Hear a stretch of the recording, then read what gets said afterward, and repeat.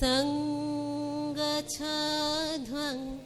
संवदध्वं संवो मनां सिजानतं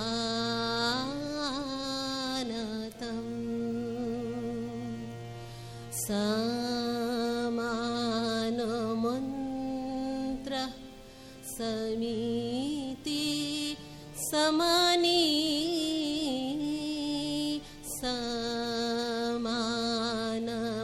समानमन्त्रः समिति समानी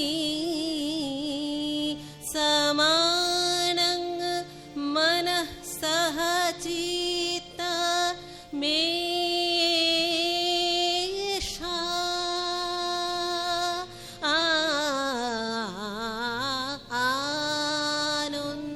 आनन्दलोके मङ्गलालोके বিরাজো সত্য সুন্দর মহিমা তব উদ্ভাসিত মহাগগন মাঝে মহিমা তব উদ্ভাসিত মহাগগন মাঝে বিশ্বজগৎ মণিভূষণ বেষ্টিত চরণে আনন্দলোকে মঙ্গলালোকে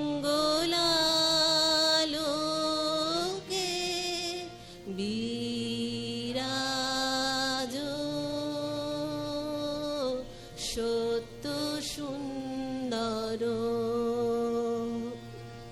গ্রহ তারক চন্দ্র তপন ব্যাকুল দ্রুত বেগে গ্রহ তারক চন্দ্র তপন ব্যাকুল দ্রুত বেগে করিছে পান করিছে স্নান অক্ষয় কিরণে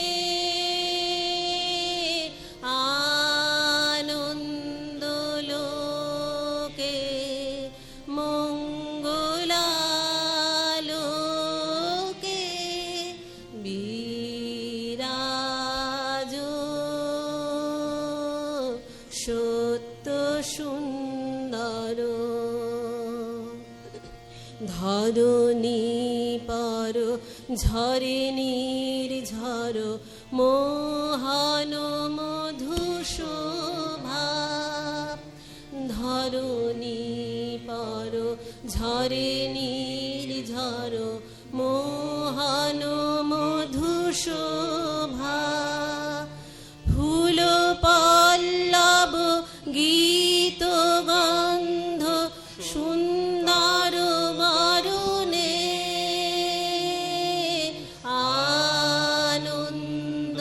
আনন্দলোকে মঙ্গলালোকে বিরাজো সত্য সুন্দর।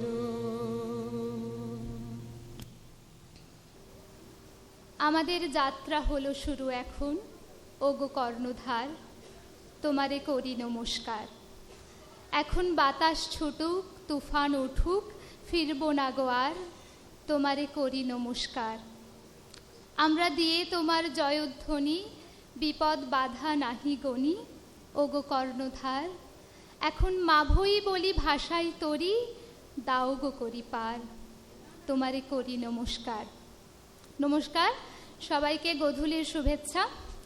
আক্ষরিকের বর্ষপূর্তি উপলক্ষে আয়োজিত প্রথম সাহিত্য পারিবারিক মিলনোৎসবে উপস্থিত দর্শক মণ্ডলীকে জানাই সাদর অভ্যর্থনা, আর সেই সঙ্গে সবাইকে জানাই নববর্ষের শুভেচ্ছা ও অফুরান ভালোবাসা। আমি প্রিয়াঙ্কা, আক্ষরিক পরিচালন কমিটির কনিষ্ঠতম সদস্যা। দাদা দিদিদের নির্দেশে আজ সঞ্চালনার দায়িত্বভার আমার ওপর অর্পিত, তাই সঞ্চালনার কোনো ভুল ত্রুটি নিজ গুণে মাফ করবেন। আমাদের প্রবহমান জীবন সপ্ত সুরের বিনিসুতোয় বাঁধা। সঙ্গীত হলো শাশ্বত ভাষা, যার আবেদন স্থান কাল পাত্র ভেদে অভিন্ন। তাই সঙ্গীত দিয়েই শুরু হলো আজ আমাদের প্রথম পারিবারিক মিলনোৎসব। আজ আক্ষরিকের বর্ষপূর্তির আনন্দ উদযাপনের দিন। প্রথমেই ভালোবাসা জানাই সমস্ত সদস্যদের, যারা দূর দূরান্ত থেকে এসেছেন শুধুমাত্র আক্ষরিককে ভালোবেসে প্রথম মিলন উৎসবের আনন্দ একে অপরের সাথে ভাগ করে নিতে। ভালোবাসা জানাই সেই সমস্ত সদস্যদের যারা আক্ষরিকের জন্মলগ্ন থেকে আমাদের পাশে থেকেছেন, যাদের সহায়তা ছাড়া আক্ষরিক 7 থেকে 1700 গণ্ডি ছুঁতে পারত না। এবার আমরা চলে যাব আমাদের উদ্বোধনী পর্যায়ের অনুষ্ঠানে। আক্ষরিক আজ এতগুলো মানুষের মনে যে জায়গা করে নিয়েছে, সেই জায়গা অর্জনের পথটা মোটেই সুগম ছিল না। কয়েকজন মানুষের অক্লান্ত পরিশ্রম ও ঐকান্তিক প্রচেষ্টায় আজ আক্ষরিক আপনাদের সবার প্রিয়, সবার কাছের। আক্ষরিকের জন্মলগ্ন থেকে আক্ষরিক যে ভরসার কাঁধটা পেয়েছে, যার ওপর চোখ বুজে ভরসা করতে পেরেছে, সেই বিশেষ মানুষটিকে নিয়ে দিয়েই শুরু করব আক্ষরিকের উদ্বোধনী পর্যায়ের প্রথম অনুষ্ঠান। ডেকে নেব আমার দাদা ভাই এবং আক্ষরিকের অন্যতম অ্যাডমিন পার্থপ্রতিম পাঠককে।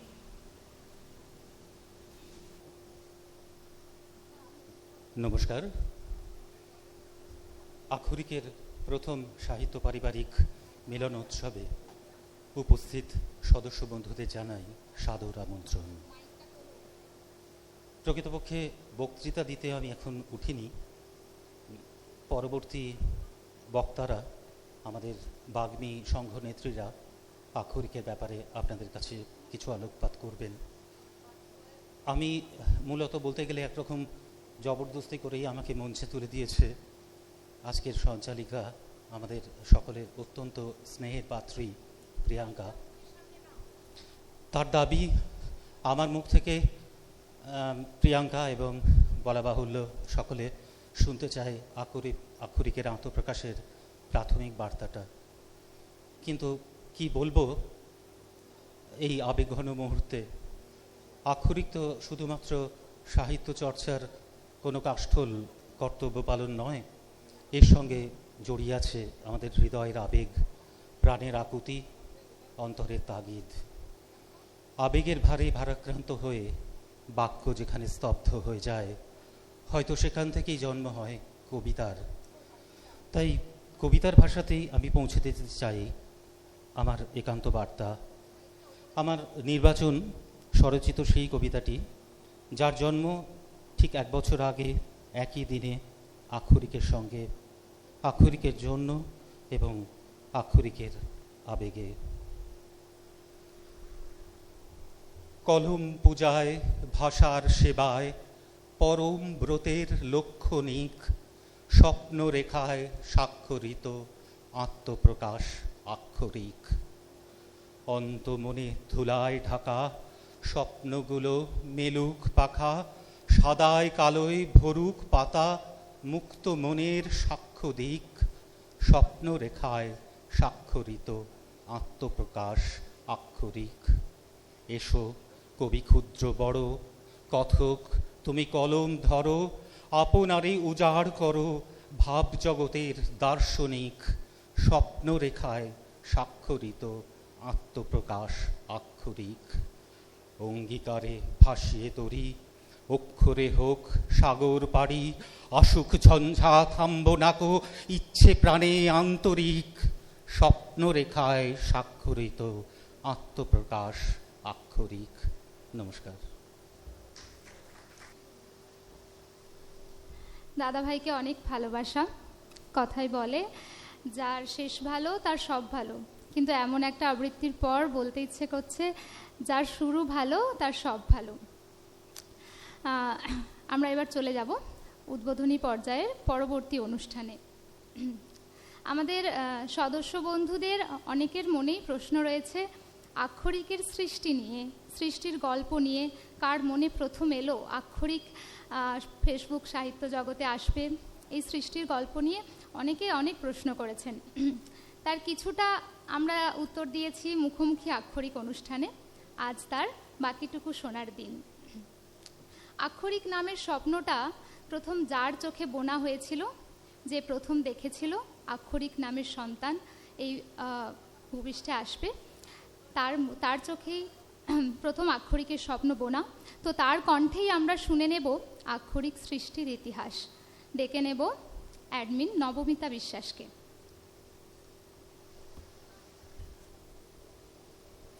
নমস্কার, শুভ নববর্ষ।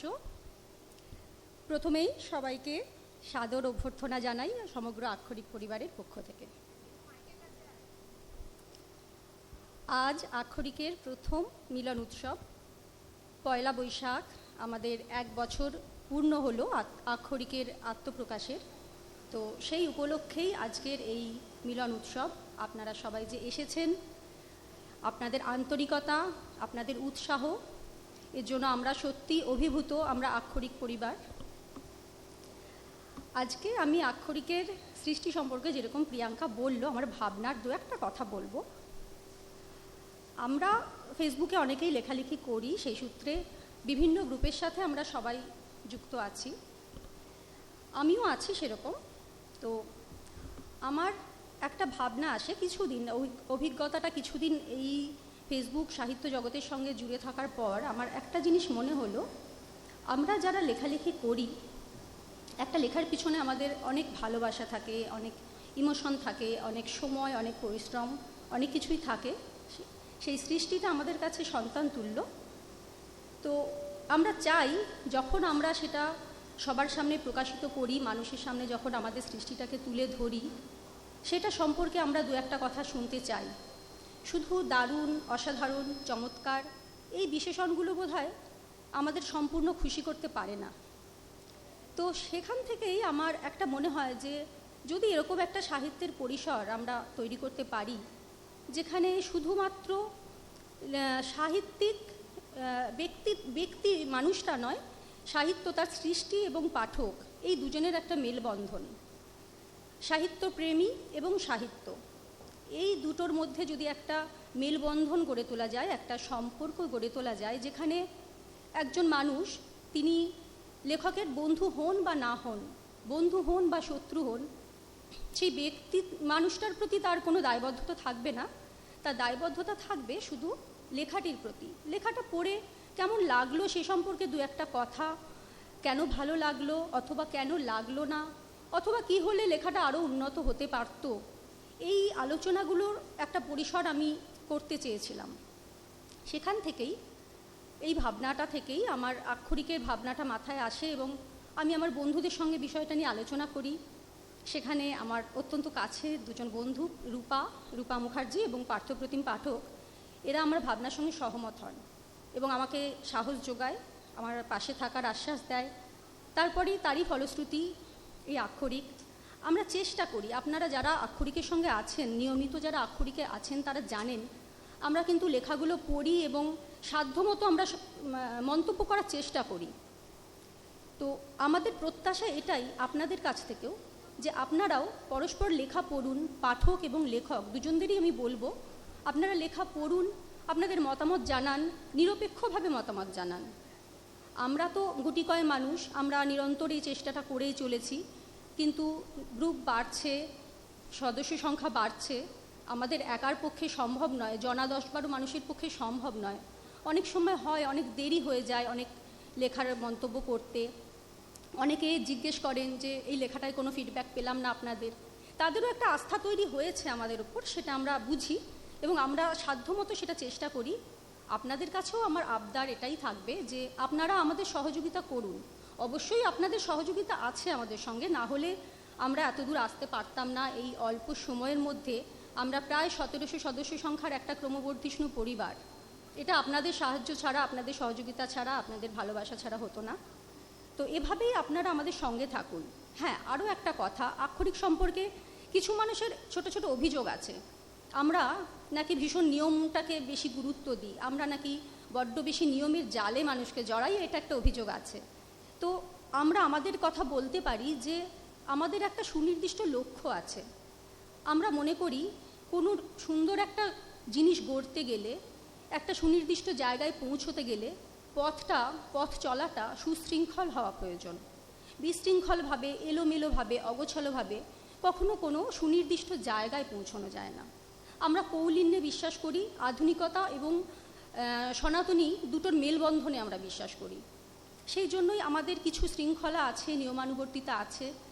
আশা করব আপনারা বুঝবেন, আমাদের দৃষ্টিভঙ্গিটা বুঝবেন এবং আমাদের পাশে থাকবেন। এটুকুই বলার।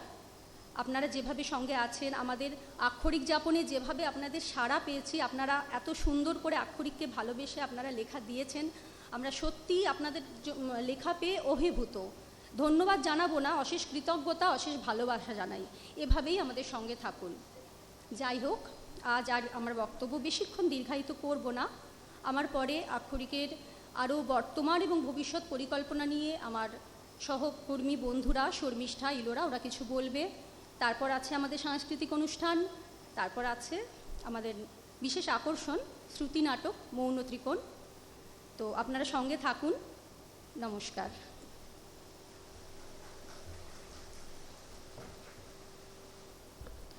দিদিভাইকে অনেক ভালোবাসা। আমরা চলে যাব পরবর্তী অনুষ্ঠানে। আক্ষরিক পায়ে পায়ে 1 বর্ষ পথ অতিক্রম করেছে। এর মধ্যে আমরা পেয়েছি অনেক নতুন সদস্য, নতুন লেখা, নতুন বন্ধুত্ব। আমাদের এই স্বল্প সময়ে আমাদের অভিজ্ঞতার ঝুলি হয়েছে ভারী, আক্ষরিকের পাতা হয়েছে সমৃদ্ধ। এই যাত্রাপথে আমাদের অভিজ্ঞতার গল্প, আমাদের সাংগঠনিক কর্মকাণ্ড, এইসবের গল্প নিয়ে, আক্ষরিকের অন্দরমহলের গল্প নিয়ে আসছে আমাদের অ্যাডমিন শর্মিষ্ঠা দিদিভাই। শর্মিষ্ঠাদিকে ডেকে নেব মঞ্চে। নমস্কার, আমি শর্মিষ্ঠা রায়, একজন অ্যাডমিন। প্রথমেই স্বাগত জানাই আপনাদের আক্ষরিক মিলন উৎসবে। ধন্যবাদ জানাবো আমাদের ডাকে সাড়া দেওয়ার জন্যে। আক্ষরিক এতটা সফল হতো না যদি আপনারা পাশে না থাকতেন। আপনাদের পাশে পেয়ে, আপনাদের আশীর্বাদ, স্নেহ, ভালোবাসায় আজ 1 বছরের মাথায় আক্ষরিক প্রায় 2000 সদস্যের পরিবার। এটা সবটাই সম্পূর্ণ হয়েছে আপনাদের জন্যেই। আমাদের প্রতিনিয়ত চেষ্টা থাকে নতুন কি করা যায়, আরও ভালো কি করা যায়। সেই জন্য আমরা যখন শুরু করেছিলাম ইভেন্ট, সেই সূচনাও কিন্তু আপনাদের হাত দিয়েই হয়েছে। ভোটের মাধ্যমে শুরু হয়েছিল ইভেন্টের বিষয় নির্বাচন, মনে আছে নিশ্চয়ই। এবং সেই বিষয় পরপর এসেই ইভেন্টগুলো হয়েছিল, আর ইভেন্টের সমাপ্তিও হয়েছে আপনাদেরই হাতে। প্রতি মাসের সেরা পাঠক পাঠিকারা ছিলেন আমাদের ইভেন্টের বিচারক মণ্ডলীতে। কতটা নিষ্ঠার সাথে আপনারা কাজ করেছেন আমরা দেখেছি সে সময়। আক্ষরিকের যে ইন্টারেকশন সেশনগুলো থাকে, সেখানে আপনাদের সক্রিয় ভূমিকা রীতিমতো প্রশংসার দাবি রাখে। আর সদ্য যে জন্মদিন গেল আক্ষরিকের, সেখানে আপনারা যেভাবে সাড়া দিয়েছেন আমরা আপ্লুত তাতে। এতটা ভালো সাড়া দিয়েছেন আপনারা, এর থেকেই বোঝা যায় আপনারা কতটা আন্তরিক আক্ষরিকের প্রতি। পুজোর সময় যে রান্নার ইভেন্টটা রাখা হয়েছিল ইন্টারেকশন সেশনে, প্রত্যেকটা দিন নানা স্বাদের রান্নায় ভরে গেছিল আক্ষরিকের পাতা। কিন্তু সেই স্বাদ এখন আর পাচ্ছি না তো। এই যে আমাদের নতুন বিভাগ শুরু হয়েছে 5 ফোড়ন, সেখানে একটা ফোড়ন তো রান্নাও আছে, কই সেখানে তো আপনাদের সেই স্বাদ পাচ্ছি না।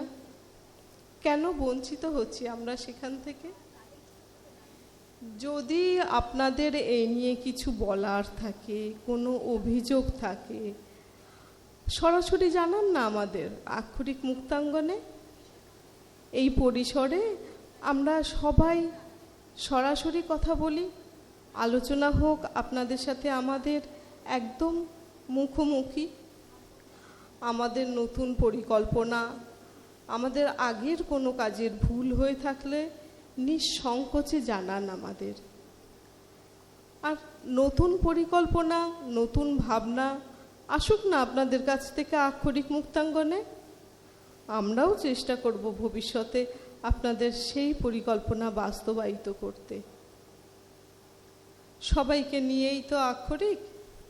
আসুন আজ একটা অঙ্গীকার করি, আমরা সবাই সবার পাশে থাকি। আজ থেকে আমরা সবাই আরও বেশি করে সবার লেখা পড়ব এবং সবার লেখায় সবাই কমেন্ট করব। এই অঙ্গীকারটুকু তো আমরা করতেই পারি, তাই না? কারণ প্রত্যেক সৃষ্টি চায় তার স্বীকৃতি। আমরা নিজেরাও তো খুশি হই কমেন্ট পেয়ে, হই তো? তাহলে আমরা অন্যের লেখায় কমেন্ট করতে কার্পণ্য কেন করব? তাহলে আজ থেকে আমরা সবাই সবার পাশে থাকি। খুব ভালো থাকুন। নতুন বছরে শুভেচ্ছা জানাই। শুভ হোক আগামী। সবার আগামী বছর খুব ভালো কাটুক। আমার পরে বক্তব্য রাখতে আসছেন আমাদের আরেকজন অ্যাডমিন ইলোরা চট্টোপাধ্যায়। নমস্কার।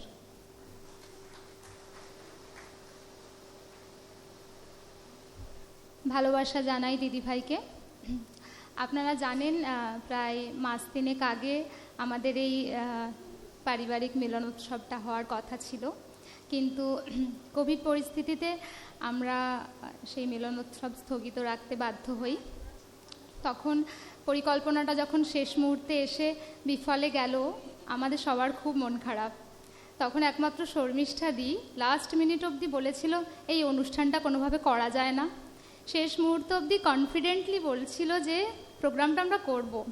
সেদিন ইচ্ছেটা পূরণ হয়নি, কিন্তু আজ শর্মিষ্ঠাদির ও আমাদের এবং আপনাদের সবাইয়ের ইচ্ছে পূরণ হয়েছে। আসলে আক্ষরিক আমাদের সবার একটা স্বপ্ন। প্রতিনিয়ত আমরা সেই স্বপ্নের পথ মসৃণ করার জন্য নতুন নতুন প্রচেষ্টা, নতুন নতুন পরিকল্পনা আনতে থাকি। আর এই পরিকল্পনার যিনি অন্যতম কাণ্ডারি, ডেকে নেব সেই বিশেষ মানুষটিকে।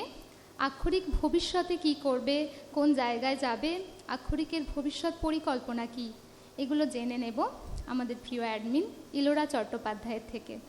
ইলোরা দিদিভাইকে মঞ্চে ডেকে নিচ্ছি। ধন্যবাদ প্রিয়াঙ্কা। শুভ সন্ধ্যা। আজ আক্ষরিকের মিলনোৎসবে আপনাদের সবাইকে দেখে আমরা আপ্লুত। আমাদের ডাকে সাড়া দিয়ে আপনারা যে এসেছেন, এই গরমের দাবদাহ উপেক্ষা করে শুধু ভালোবেসে আর সাহিত্যের সঙ্গে থাকার জন্য আপনারা এসেছেন। ধন্যবাদ জানানোর ভাষা নেই। আপনারা আমাদের পরিবারকে যদিও কেউ ধন্যবাদ জানায় না, তবু বললাম আর কি। আমি ইলোরা, আমি আক্ষরিকের পরিচালন মণ্ডলীর একজন অ্যাডমিন। যদিও আপনারা জানেন যে ফেসবুকে গ্রুপের একটা করে তকমা দেওয়া হয়, যারা গ্রুপে কাজ করে তাদের একটা করে উপাধি থাকে। আমার নামের পাশেও আছে, আমি এই গ্রুপের অ্যাডমিন। কিন্তু আমি একজন পাঠক, আপনাদের মতোই আক্ষরিককে ভালোবেসে আক্ষরিকের সঙ্গে থাকি। আক্ষরিক 1 বছরের যাত্রাপথে আক্ষরিকের সদস্য সংখ্যা 1700। না, আমি সংখ্যার নিরিখে আক্ষরিককে বিচার করতে পারি না, কারণ আক্ষরিক শুধুমাত্র সংখ্যা দিয়ে, শুধুমাত্র কোয়ান্টিটি দিয়ে বিচার করে না। আমরা আক্ষরিকের পরিচালন সমিতি মনে করি যে পরিচালনার করার জন্য কোয়ালিটি পিপল দরকার, আর আপনারা আমাদের সেই সম্পদ। তাই আমরা এই আকালেও স্বপ্ন দেখি, আর স্বপ্ন দেখব বলে 2 হাত পেতেছি, আপনাদের কাছে এসে 2 হাত পেতেছি। আমাদের স্বপ্নটা বলি। দেখুন, আক্ষরিক ফেসবুকের গ্রুপের মধ্যে মাত্র 1700 সংখ্যক লোক, যেখানে ফেসবুকে 2 লাখ সদস্য নিয়ে গ্রুপ আছে, 50,000 সদস্যের গ্রুপ আছে, 70,000 সদস্যের গ্রুপ আছে। তাহলে আক্ষরিকের অনন্যতা কী? কারণ আক্ষরিক পরিবারতন্ত্রে বিশ্বাসী। আমরা আর আপনারা সবাই পরিবার মতো। আমরা একটা স্বপ্ন দেখছি। স্বপ্নটা কি? আমরা সবাই চাই, যারা ছোট থেকে ডায়েরির পাতায় নিজেদের ভাবনাগুলো লিখি, আমরা যারা কিবোর্ড চালিয়ে নিজেদের সৃষ্টিকে রাখি, আমরা সবাই চাই কালো অক্ষরে আমাদের লেখাগুলো ছাপা হোক। এর মধ্যেই আমাদের অনেকের হয়তো পত্রিকাতে লেখা ছাপা হয়েছে, কারুর বই বেরিয়েছে, কারুর বই বেরুবে। কেমন হয় যদি আক্ষরিকও দুই মলাটের মধ্যে আসে? কেমন হয় যদি দুই মলাটের ওপর প্রচ্ছদে কালোর ওপর লাল দিয়ে লেখা থাকে আক্ষরিক? এই স্বপ্ন কি আমাদের দেখা উচিত? কি বলেন আপনারা? প্রশ্ন রাখলাম আপনাদের কাছে, আমি উত্তরের অপেক্ষায়। আমি কিন্তু কিছু শুনতে পাচ্ছি না। এই স্বপ্ন কি দেখা উচিত? কানে আসছে না, আরো জোরে। এই হচ্ছে আক্ষরিক, যারা পাশে দাঁড়িয়ে আশা ভরসা দেয়। একটু সময় দিন আমাদের, 1 বছর কি 1.5 বছর, আমরা আসছি নতুন কলেবরে। ততদিন শুভ সন্ধ্যা।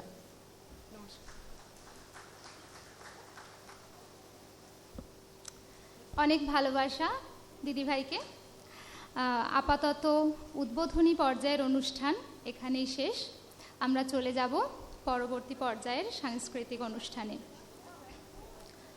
কবি তোমার পরের জন্মে এই মাটিতেই জন্ম নিও, আকাশ ছোঁয়া ধানের ক্ষেতে সমস্ত রং ছড়িয়ে দিও।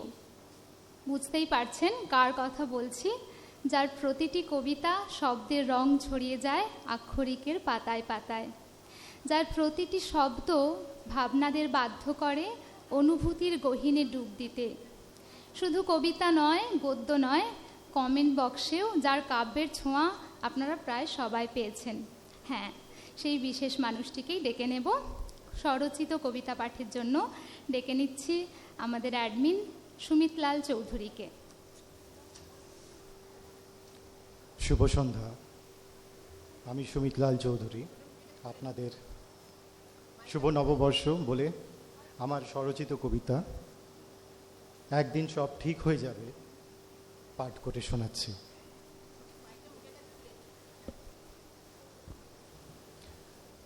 একদিন সব ঠিক হয়ে যাবে।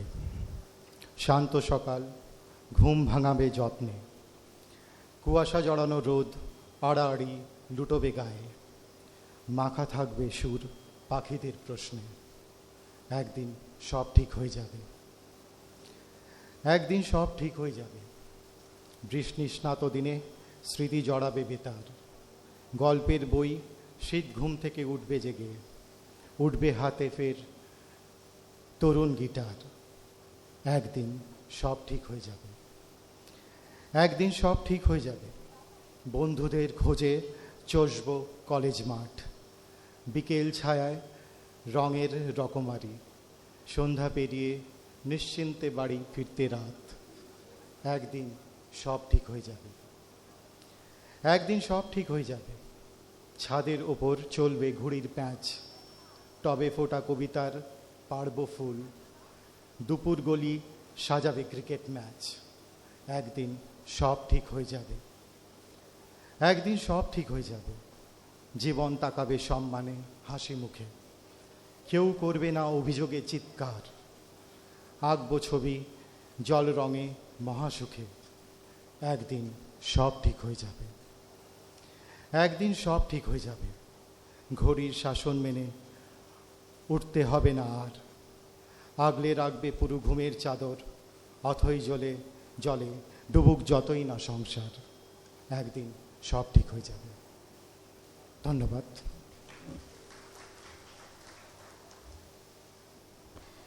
অনেক ভালোবাসা সুমিত দাকে আমাদের আবদার রাখার জন্য। সবসময় মঞ্চের পেছনে থাকা মানুষটিকে আমরা আজকে মঞ্চের সামনে আনতে পেরেছি, এই অনেক। একদিন সব ঠিক হয়ে যাবে এই আশা আমরা করেছিলাম, আর সেই ঠিক হয়ে যাওয়া দিনটা এসেছে বলেই আজ আমরা সবাই এক জায়গায়। আমরা চলে যাব পরবর্তী অনুষ্ঠানে। কবিতা আমার প্রিয়তম সংসার, কবিতা আমার দইতার এলো চুল, কবিতা আমার শোভিত উপহার, কবিতা আমার চিরকাঙ্ক্ষিত ভুল। হ্যাঁ, এই চিরকাঙ্ক্ষিত ভুলেই আমরা বারবার হারিয়ে যেতে চাই। তাহলে চলুন আরও একবার কবিতায় হারিয়ে যাওয়া যাক। আরও একবার কবিতায় হারিয়ে যেতে আমরা ডেকে নিচ্ছি অ্যাডমিন রূপা মুখার্জিকে। নমস্কার। দেখতে দেখতে একটা বছর পার করেই ফেললাম সবাই মিলে। খুব খুশি আজকে আমি আমাদেরই পরিবারের সব থেকে ছোট যে আছে সদস্যা প্রিয়াঙ্কা, ওর লেখা একটা কবিতা বলি। এক্ষুনিও বলে গেল না কবিতাতেই বাস, ও খুব ভালো লেখে। আমি ওরই লেখা একটা কবিতা আজকে বলবো। সীমন্তিনী। তুমি চলে গেছো বছর 20 হলো, 20টা বছর পথ চেয়ে শুধু থাকা। তোমার গন্ধ পাই না এখন জানো সীমন্তিনী, আমি যে ভীষণ একা। তুমি চলে গেছো তারাদের দেশে নাকি, ওখানে এখন অনেক আলো, এখানে এখন নিঝুম রাত দেখো সীমন্তিনী, এখনো বাসো ভালো। তুমি চলে গেলে সেই যে হাত ছেড়ে, সেই আর হাত কেউ ছোঁয়নি। ছবিটা তোমার আঁকড়ে ঘুমাই আজও, রোজ রোজ ওঠে কত শব্দের ঢেউ। তুমি চলে গেলে যেদিন ভীষণ রাতে, বেল গাছে সেই প্রথম দিনের ফুল তোমার ভারী পছন্দ ছিল সীমা, গন্ধে কেমন হয়ে যেতে মশগুল। আজকাল খুব কম দেখি জানো সীমা, চশমাটাতে পাওয়ার বেড়েছে খুব। এখনো তোমায় চিঠি লিখি রোজ রাতে, তোমায় নিয়েই ভাবনাতে দিডু। কাশিটা খুব বেড়েছে জানো, রোজ ভোর রাতে কাঁপুনির বাড়াবাড়ি। বুকে রোমে জড়াও না আর কেন, আমার সাথে এখনো রেখেছো হাড়ি। তোমার প্রিয় নীল শাড়িটার ভাঁজে চিঠিগুলো রোজ যত্ন করে রাখি। এখনো তোমায় রোজ লিখি আমি, তুমি কেবল দিলে আমায় ফাঁকি। কপালে আজ দাও না চুমু এঁকে, একটিবার মাথায় রাখো হাত। তোমার কোলে ঘুমোতে দেবে সীমা, অপেক্ষার এই বুঝি শেষ রাত। এবার খুব হাত কাঁপছে জানো, তোমার লেখা এই বুঝি শেষ চিঠি। আসছি আমি, অপেক্ষা করো প্রিয়া, বছর 20 অপেক্ষার আজ ইতি। নমস্কার, ভালো থাকবেন সবাই। অনেক ভালোবাসা দিদিভাইকে। আসলে কি বলবো বুঝতে পারছি না, এই প্রথম মঞ্চে দাঁড়িয়ে কেউ আমার লেখা পড়লো আমার সামনে, আর যে পড়লো সে আমার অনেকটা কাছের মানুষ। তাই এই অনুভূতিটা প্রকাশ করার ভাষা আমার কাছে নেই।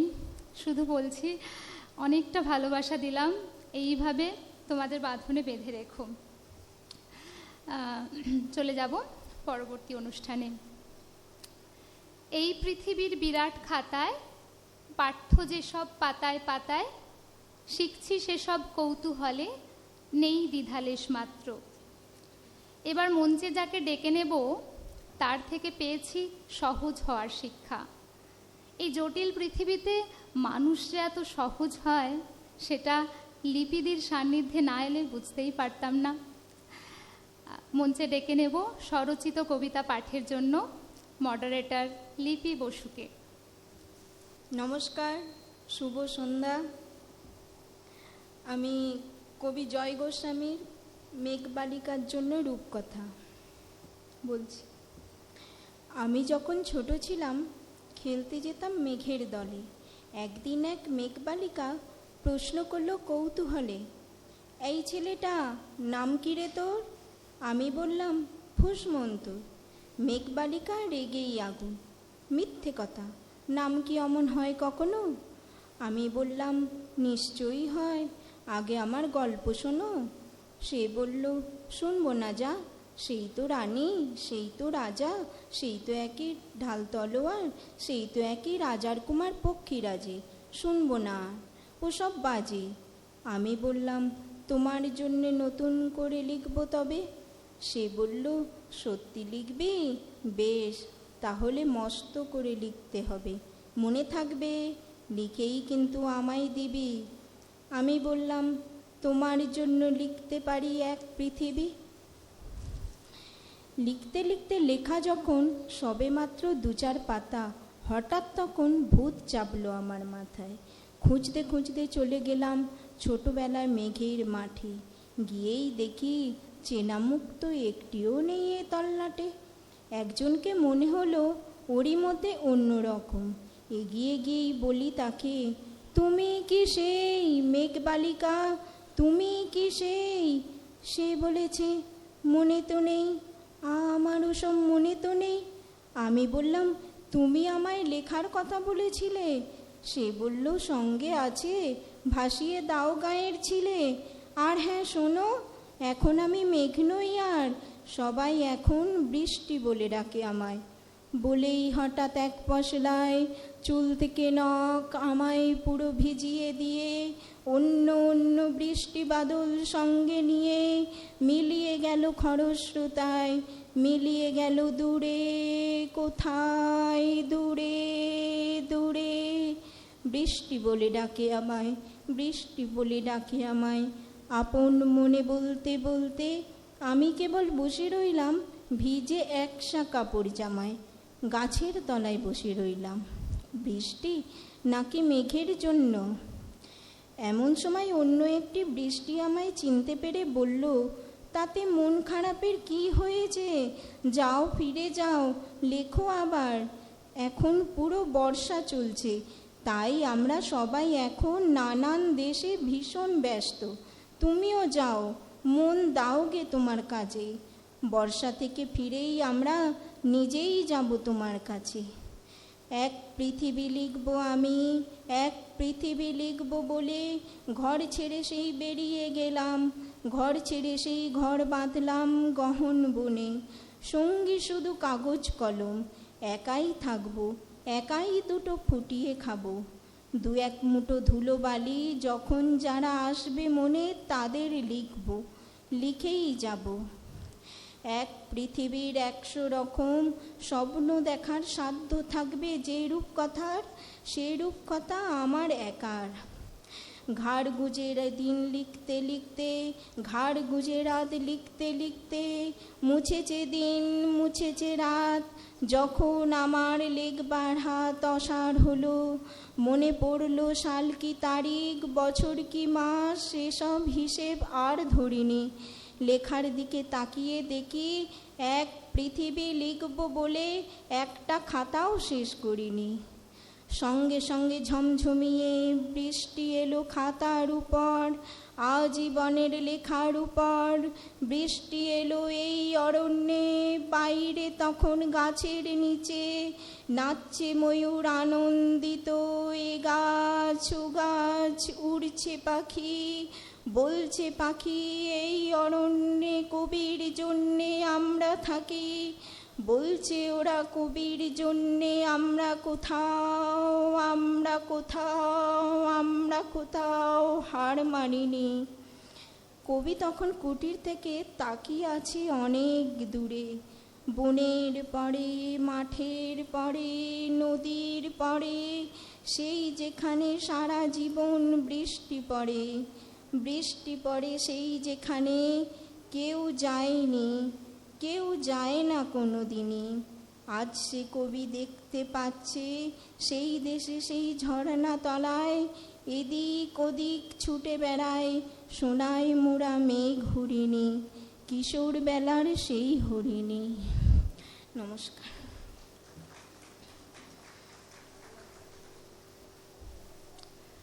ভালোবাসা জানাই লিপিদিকে। এবার অনুষ্ঠানে এগিয়ে নিয়ে যাওয়া যাক। এতক্ষণ আপনারা শুনলেন আক্ষরিক অন্দরমহলের অনুষ্ঠান।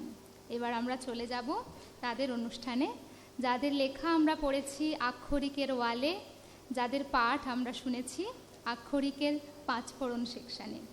এবার আমরা সরাসরি শুনব তাদের কণ্ঠ, পরিচিত হব তাদের সাথে। এবার মঞ্চে যাকে ডেকে নেব তিনি এমন একজন মানুষ যিনি একাধারে লেখিকা, কণ্ঠশিল্পী, সর্বোপরি যিনি তার আত্মজার পরিচয়ে সর্বপরিচিতা। নিশ্চয়ই বুঝতে পারছেন, গোধূলিকে আপনারা সবাই চেনেন। আমরা ডেকে নেব অপর্ণা রায় দাসকে কবিতা পাঠের জন্য।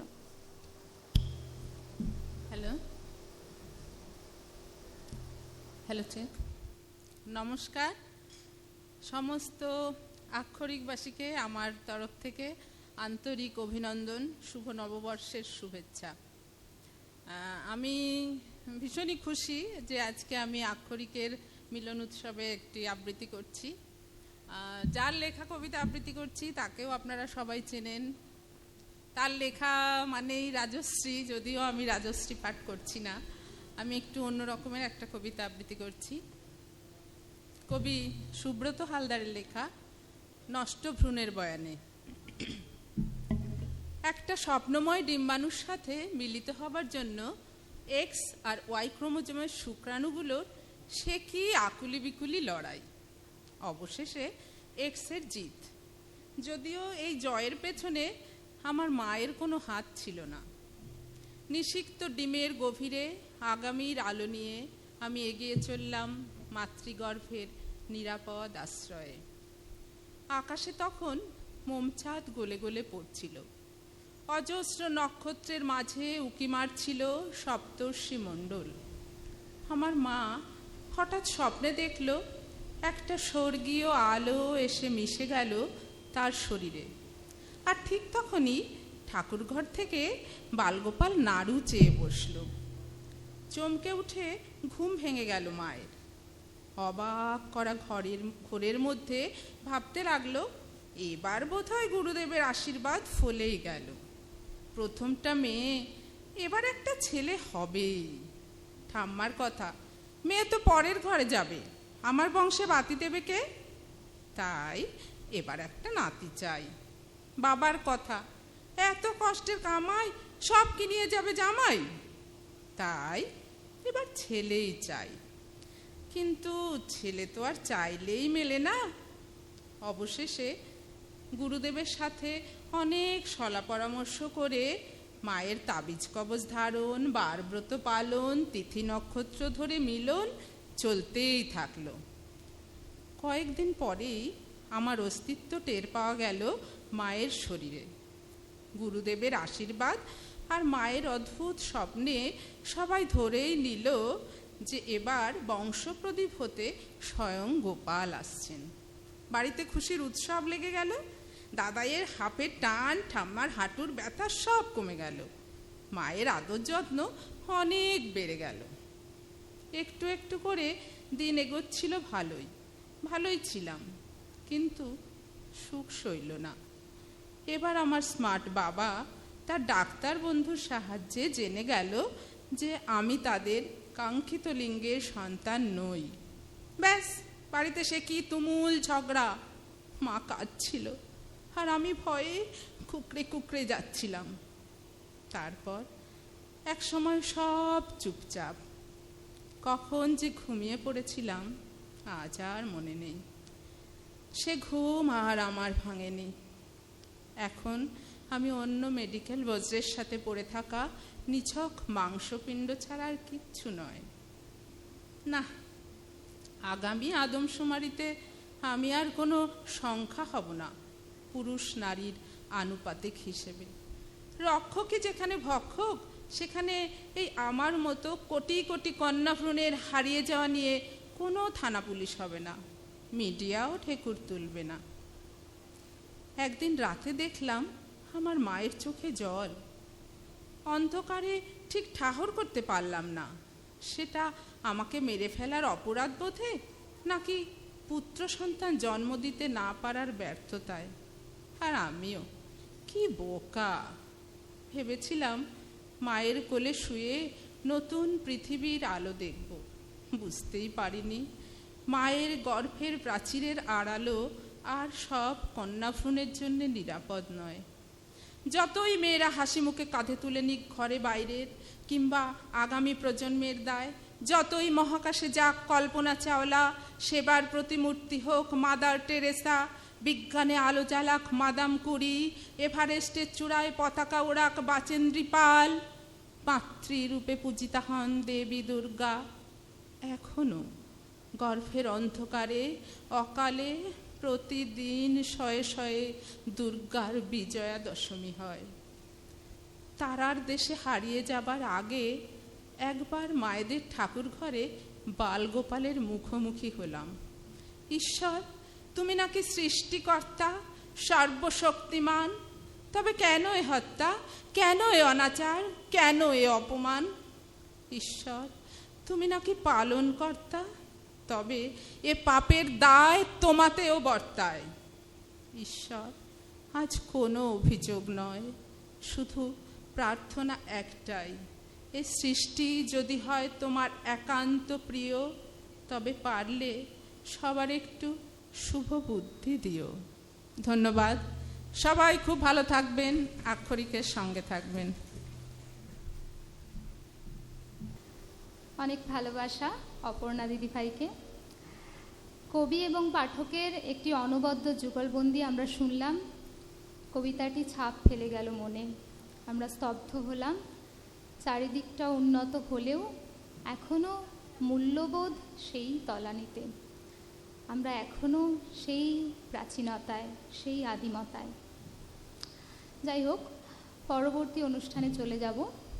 আমরা আমাদের সাথে পেয়েছি যেমন 1 বছরের সদস্যকে, তেমনি আমাদের সাথে 1 মাসের সদস্য আছেন, আবার 1 সপ্তাহেরও সদস্য আছেন।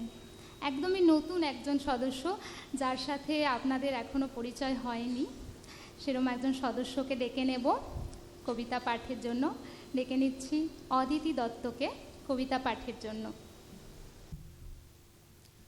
নমস্কার।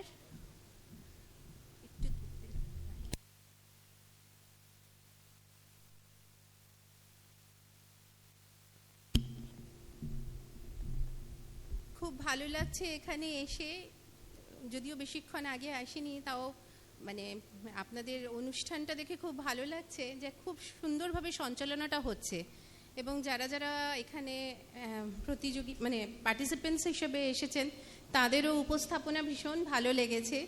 আক্ষরিককে অনেক অনেক ধন্যবাদ আমাকে এখানে ইনভলভ করার জন্য।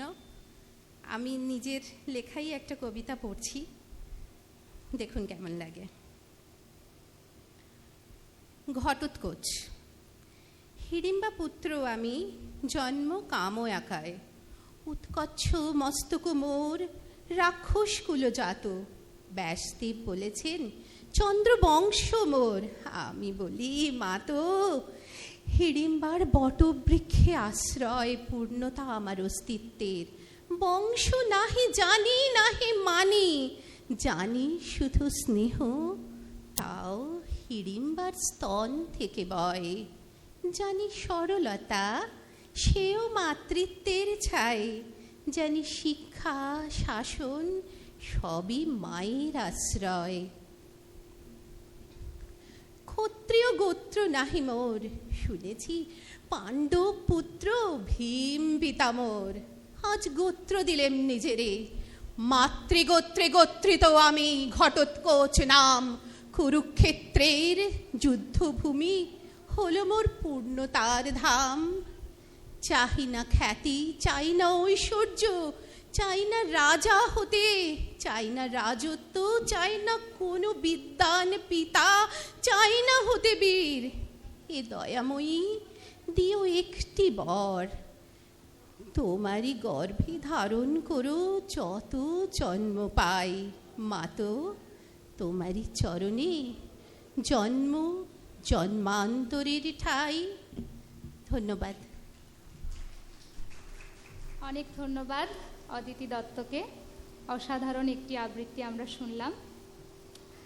আমরা চলে যাব পরবর্তী অনুষ্ঠানে। এবার মঞ্চে যাকে ডেকে নেব, তিনি আক্ষরিকের প্রায় জন্মলগ্ন থেকে আছেন আমাদের সাথে, কিন্তু ছিলেন সাইলেন্ট মেম্বার হিসেবে। আমরা শুধুমাত্র কমেন্ট বক্সে তাকে দেখতে পেতাম। গত কয়েক মাস ধরে তার কবিতা আমরা পড়ছি। শুধু কবিতায় নয়, কমেন্ট বক্সে তার সক্রিয়তা আমাদের সবার চোখে পড়েছে, এবং তিনি তার আন্তরিকতায় অল্প কয়েক দিনেই আমাদের প্রিয় দিদিভাই হয়ে উঠেছে।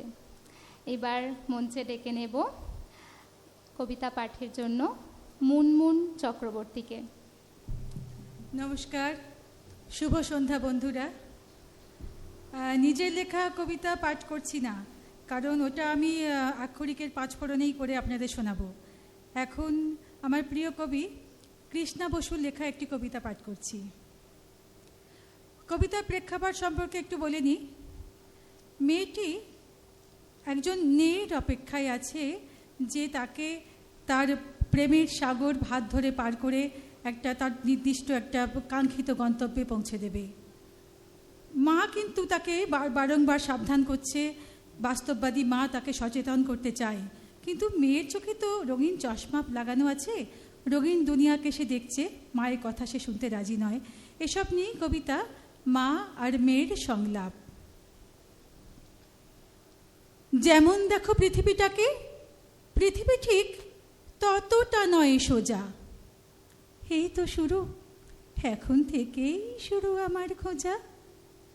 কি খুঁজবি, কি কোথায় খুঁজবি, ভুলেই ভরা দেশ। তা বেশ তোমা, সেই দেশেতেই হব নিরুদ্দেশ।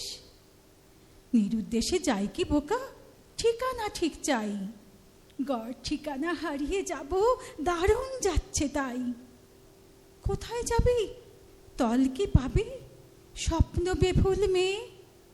নৌকা বেয়ে আমায় নিতে আসছে আমার নেই। কে কার নেই, কে কার নৌকো, কিছুই জানিস না রে। হারিয়ে গেলাম তেপান্তরে, হারে রে রে হারে। ডাকাত দলের মধ্যে পড়ে জীবন দিবি নাকি? ডাকাত দলের মধ্যে আমার হারিয়ে গেছে চাবি। হারাস না রে চাবি নিজের, নিজেকে রাখ ধরে। ধরবো কেন, ডুব দেব মা বিষম জ্বরের ঘোরে। জ্বর ভালো নয়, সুস্থ দেহে বিশ্ব জীবন দেখো। দিনরাত্রির জ্ঞানের কথা সত্যি ভালো নাকো। নিজের ভালো নিজের মন্দ কিছুই বুঝিস কি রে? স্বপ্নে যাই মা ডুবদি গিয়ে, আবার আসবো ফিরে। ফিরে এলে মায়ের কাছে জায়গা ঠিকই পাবে। স্বপ্নগুলো ছিঁড়ে খাচ্ছে, স্বপ্ন ছিঁড়ে খাবে, কষ্ট পাবে। এসব স্বপ্ন কষ্ট দিয়ে শোধ। স্বপ্ন ছিঁড়ে জাগাও কেন, অদ্ভুত এই বোধ। বোধ কোথায় রে, বোধের কি, জীবনে স্বপ্ন নয়। কষ্ট কেন পাচ্ছ মাগো, পাচ্ছ ভীষণ ভয়। কষ্ট পাচ্ছি মেয়েরা খুব অনেক জীবন আগে। আমার জীবন আমারই থাক, অনুরাগ আর রাগে। পরম্পরায় শিকল গীত কেবল আসছে উড়ে। আমার জীবন রক্তে প্রেমে সন্তাপে যাক পুড়ে। কষ্ট পাবে, সহ্য কি হয় মায়ের মনে তা? কষ্টে দুঃখে ভালোবাসায় জীবন চিনব মা। অনেক ভালোবাসা দিদিভাইকে। মুগ্ধ হয়ে শুনলাম অসাধারণ আবৃত্তি। আমাদের সদস্যদের মধ্যে গুণী মানুষের সমাহার। অসাধারণ একটি আবৃত্তি শুনলাম। চলে যাব পরবর্তী অনুষ্ঠানে। এখন মঞ্চে যাকে ডেকে নেব, আক্ষরিকের পাতায় তার লেখা পড়েনি এমন দিনের সংখ্যা নগণ্য।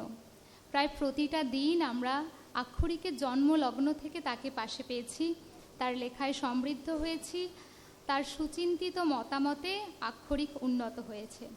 এখন শুনে নেব তার পাঠ। আপনারা নিশ্চয়ই অনুমান করতে পারছেন কার কথা বলছি। মঞ্চে ডেকে নিচ্ছি আমাদের অন্যতম পুরনো সদস্য অয়ন দাসকে। শুভ নববর্ষ। আক্ষরিকের প্রত্যেক সদস্য এবং অ্যাডমিনদের আমার আন্তরিক প্রীতি, শুভেচ্ছা এবং ভালোবাসা। আক্ষরিকের জন্ম তখনও হয়নি, তখন থেকে কিন্তু আমি আক্ষরিকের ব্যাপারটা জানি, কারণ আক্ষরিকের যিনি প্রধান অ্যাডমিন নবমিতা, নবমিতা আমাকে ফোন করে বলেছিলেন যে তিনি একটা নতুন গ্রুপ খুলতে চাইছেন এবং সেখানে আমার সক্রিয় উপস্থিতি তার প্রয়োজন। কিন্তু আমি মাত্রাতিরিক্ত ব্যস্ততার কারণে থাকতে পারিনি, শারীরিকভাবে অত পারি না, কিন্তু আমি মানসিকভাবে আক্ষরিকের সঙ্গে আছি এবং আক্ষরিকের সঙ্গে থাকব। কারণ আক্ষরিকের প্রত্যেক অ্যাডমিনকে আমি চিনি আক্ষরিক সৃষ্টির আগে থেকে, দু একজন বাদ দিয়ে। এবং আক্ষরিক এই মুহূর্তে যেভাবে এগিয়ে চলেছে আমার মনে হয় যে খুব তাড়াতাড়ি অনেকগুলো গ্রুপকে আক্ষরিক ছাপিয়ে যাবে। একটা ছোট লেখা, এই লেখাটা লকডাউনের সময় লিখেছিলাম, একটা গদ্যাংশ। একটি ছিপি ও বোতলের গল্প।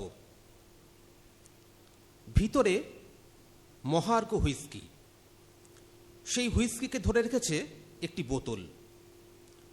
বোতলের মুখে সজোরে আটকানো আছে একটি ছিপি। ছিপিটি যাতে খুলে বেরিয়ে না যায় তার জন্য আরও একটি সেলোটেপের বাঁধন। বোতল ও ছিপি খুব দমবন্ধ অবস্থায় দিনাতিপাত করতে থাকে। তারা খুব সযত্নে লালন করতে থাকে মহার্ঘ হুইস্কিকে। একদিন এক ককটেল পার্টিতে নিয়ে আসা হলো সেই হুইস্কি। বটল ওপেনার দিয়ে খুলে ফেলা হলো ছিপি। ছিপিটি ছিটকে পড়ল ঘরের এক কোণায়।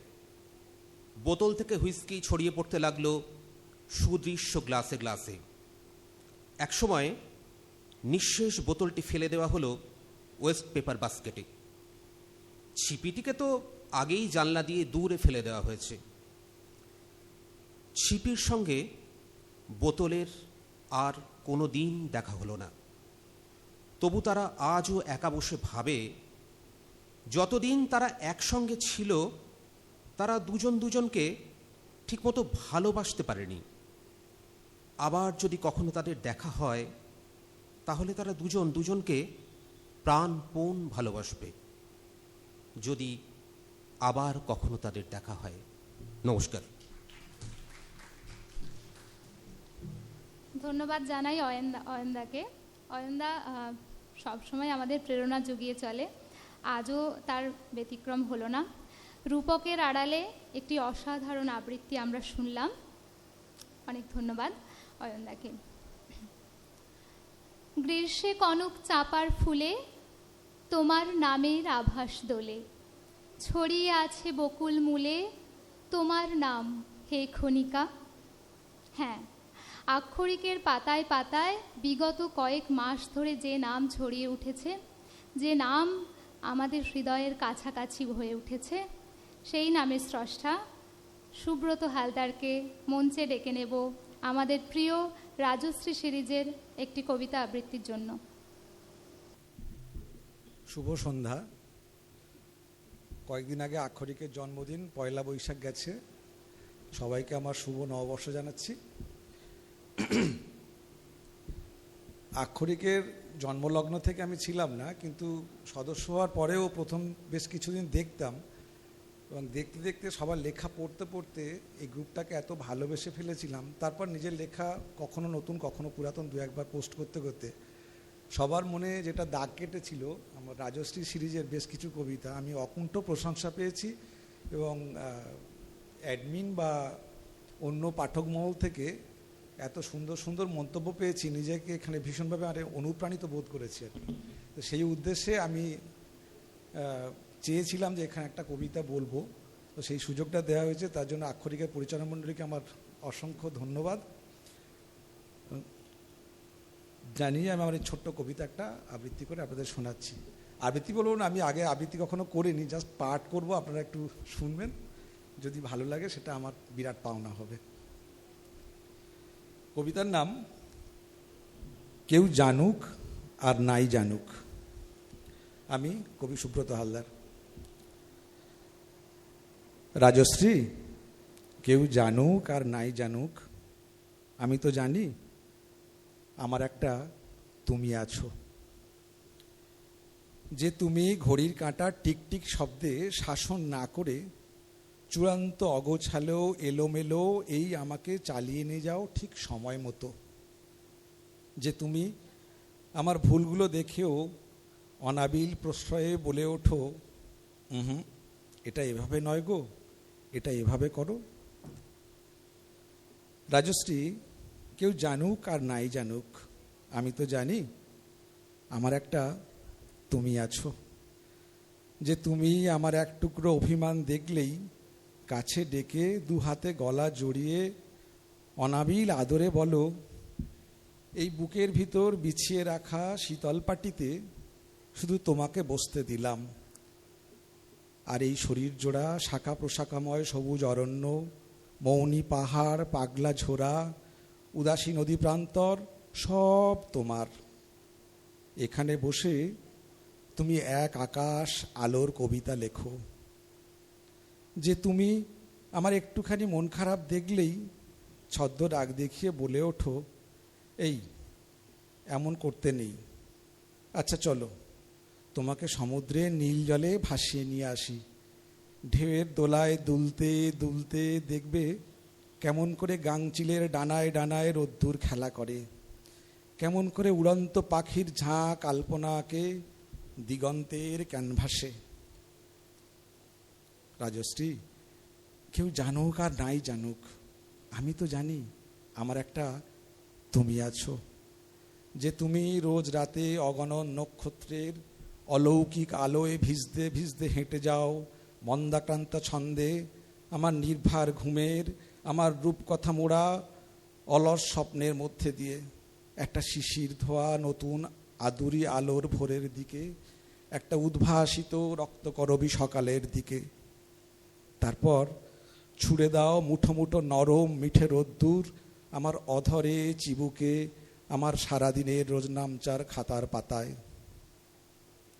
রাজশ্রী, কেউ জানুক আর নাই জানুক, আমি তো জানি আমার একটা তুমি আছো, আমার অন্তহীন ভরসার হাত হয়ে প্রাত্যহিক পথ চলায়, আমার চিরন্তন কল্পনায় কথা বলায়, আমার স্নিগ্ধ শান্ত দুপুরে দিঘি জলে ঝুঁকে পড়া আম জাম কাঁঠালের দীঘল ছায়ায়, আমার নির্জন গোধূলির মায়াময় মেঘে মেঘে অস্তরাগের রঙিন মূর্ছনায়, আমার তীর তীর কাঁপা সন্ধ্যা দ্বীপের নীরব প্রার্থনায়, গভীর নিশীতে ধূসর কুয়াশা মাখা ঝিঝি বাঁকা পথে আমার ফেরার অপেক্ষায়।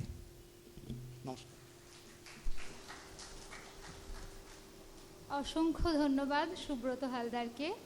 সচরাচর কবির কণ্ঠে কবির কবিতা শোনা যায় না, সুব্রতবাবুর সৌজন্যে আমরা তা শুনলাম। আমাদের প্রিয় রাজশ্রী সিরিজ আক্ষরিক মাতিয়ে রেখেছিল, আজ আমরা কবির কণ্ঠে শুনে নিলাম রাজশ্রী সিরিজের অন্যতম একটি কবিতা। যাই হোক, অনেকক্ষণ আমরা কবিতা শুনছি, কবিতায় ডুব দিতে কার না ভাল লাগে, তবুও একটু আধটু স্বাদ বদল করতেই হয়, তাই এবার আমরা একটু স্বাদ বদল করে নেব। এবার আমরা শুনে নেব একটি অনুগল্প পাঠ। অনুগল্প পাঠের জন্য ডেকে নেব আমাদের একদম নতুন সদস্য গৌতমী ভট্টাচার্যকে। গৌতমী ভট্টাচার্যকে মঞ্চে আসার জন্য অনুরোধ করছি। নমস্কার, আমি গৌতমী ভট্টাচার্য। আমি আক্ষরিকে মনে হয় অনেক দিন থেকেই আছি, কিন্তু নিজস্ব ব্যস্ততার জন্য আমি আক্ষরিকের লেখা দিতে পারি না। আমি তার জন্য সবার কাছে ক্ষমা চেয়ে নিচ্ছি। আর আমি শুভ নববর্ষের শুভেচ্ছা জানিয়ে আমি শুরু করছি আমার একটা ছোট্ট লেখা। এই আক্ষরিকে আসবো বলেই আমি এটা একটু লিখেছিলাম কালকে, সেটাই দেখা যাক কেমন হয়েছে, এবার আপনারা বলবেন সবাই। আমি সবাইকে আবার শুভেচ্ছা জানাচ্ছি, অ্যাডমিন এবং সদস্যদের সবাইকে।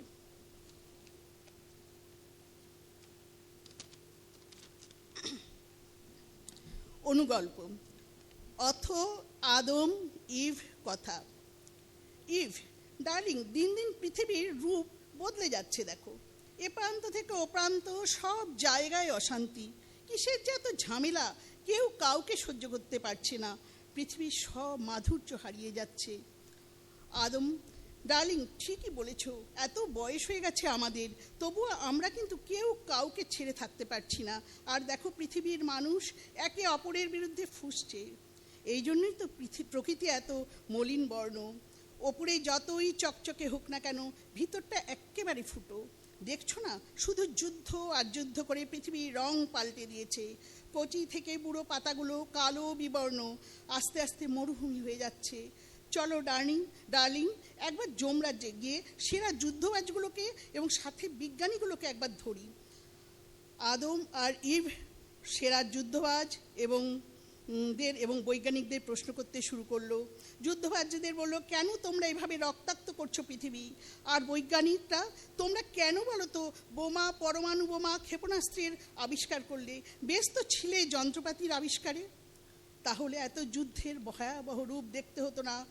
আমরা দুজনে জ্ঞানবৃক্ষের ফল খেয়ে এত প্রাণের সঞ্চারে সুন্দর পৃথিবী দেখব ভেবেছিলাম, তোমরা সব বরবাদ করে দিলে।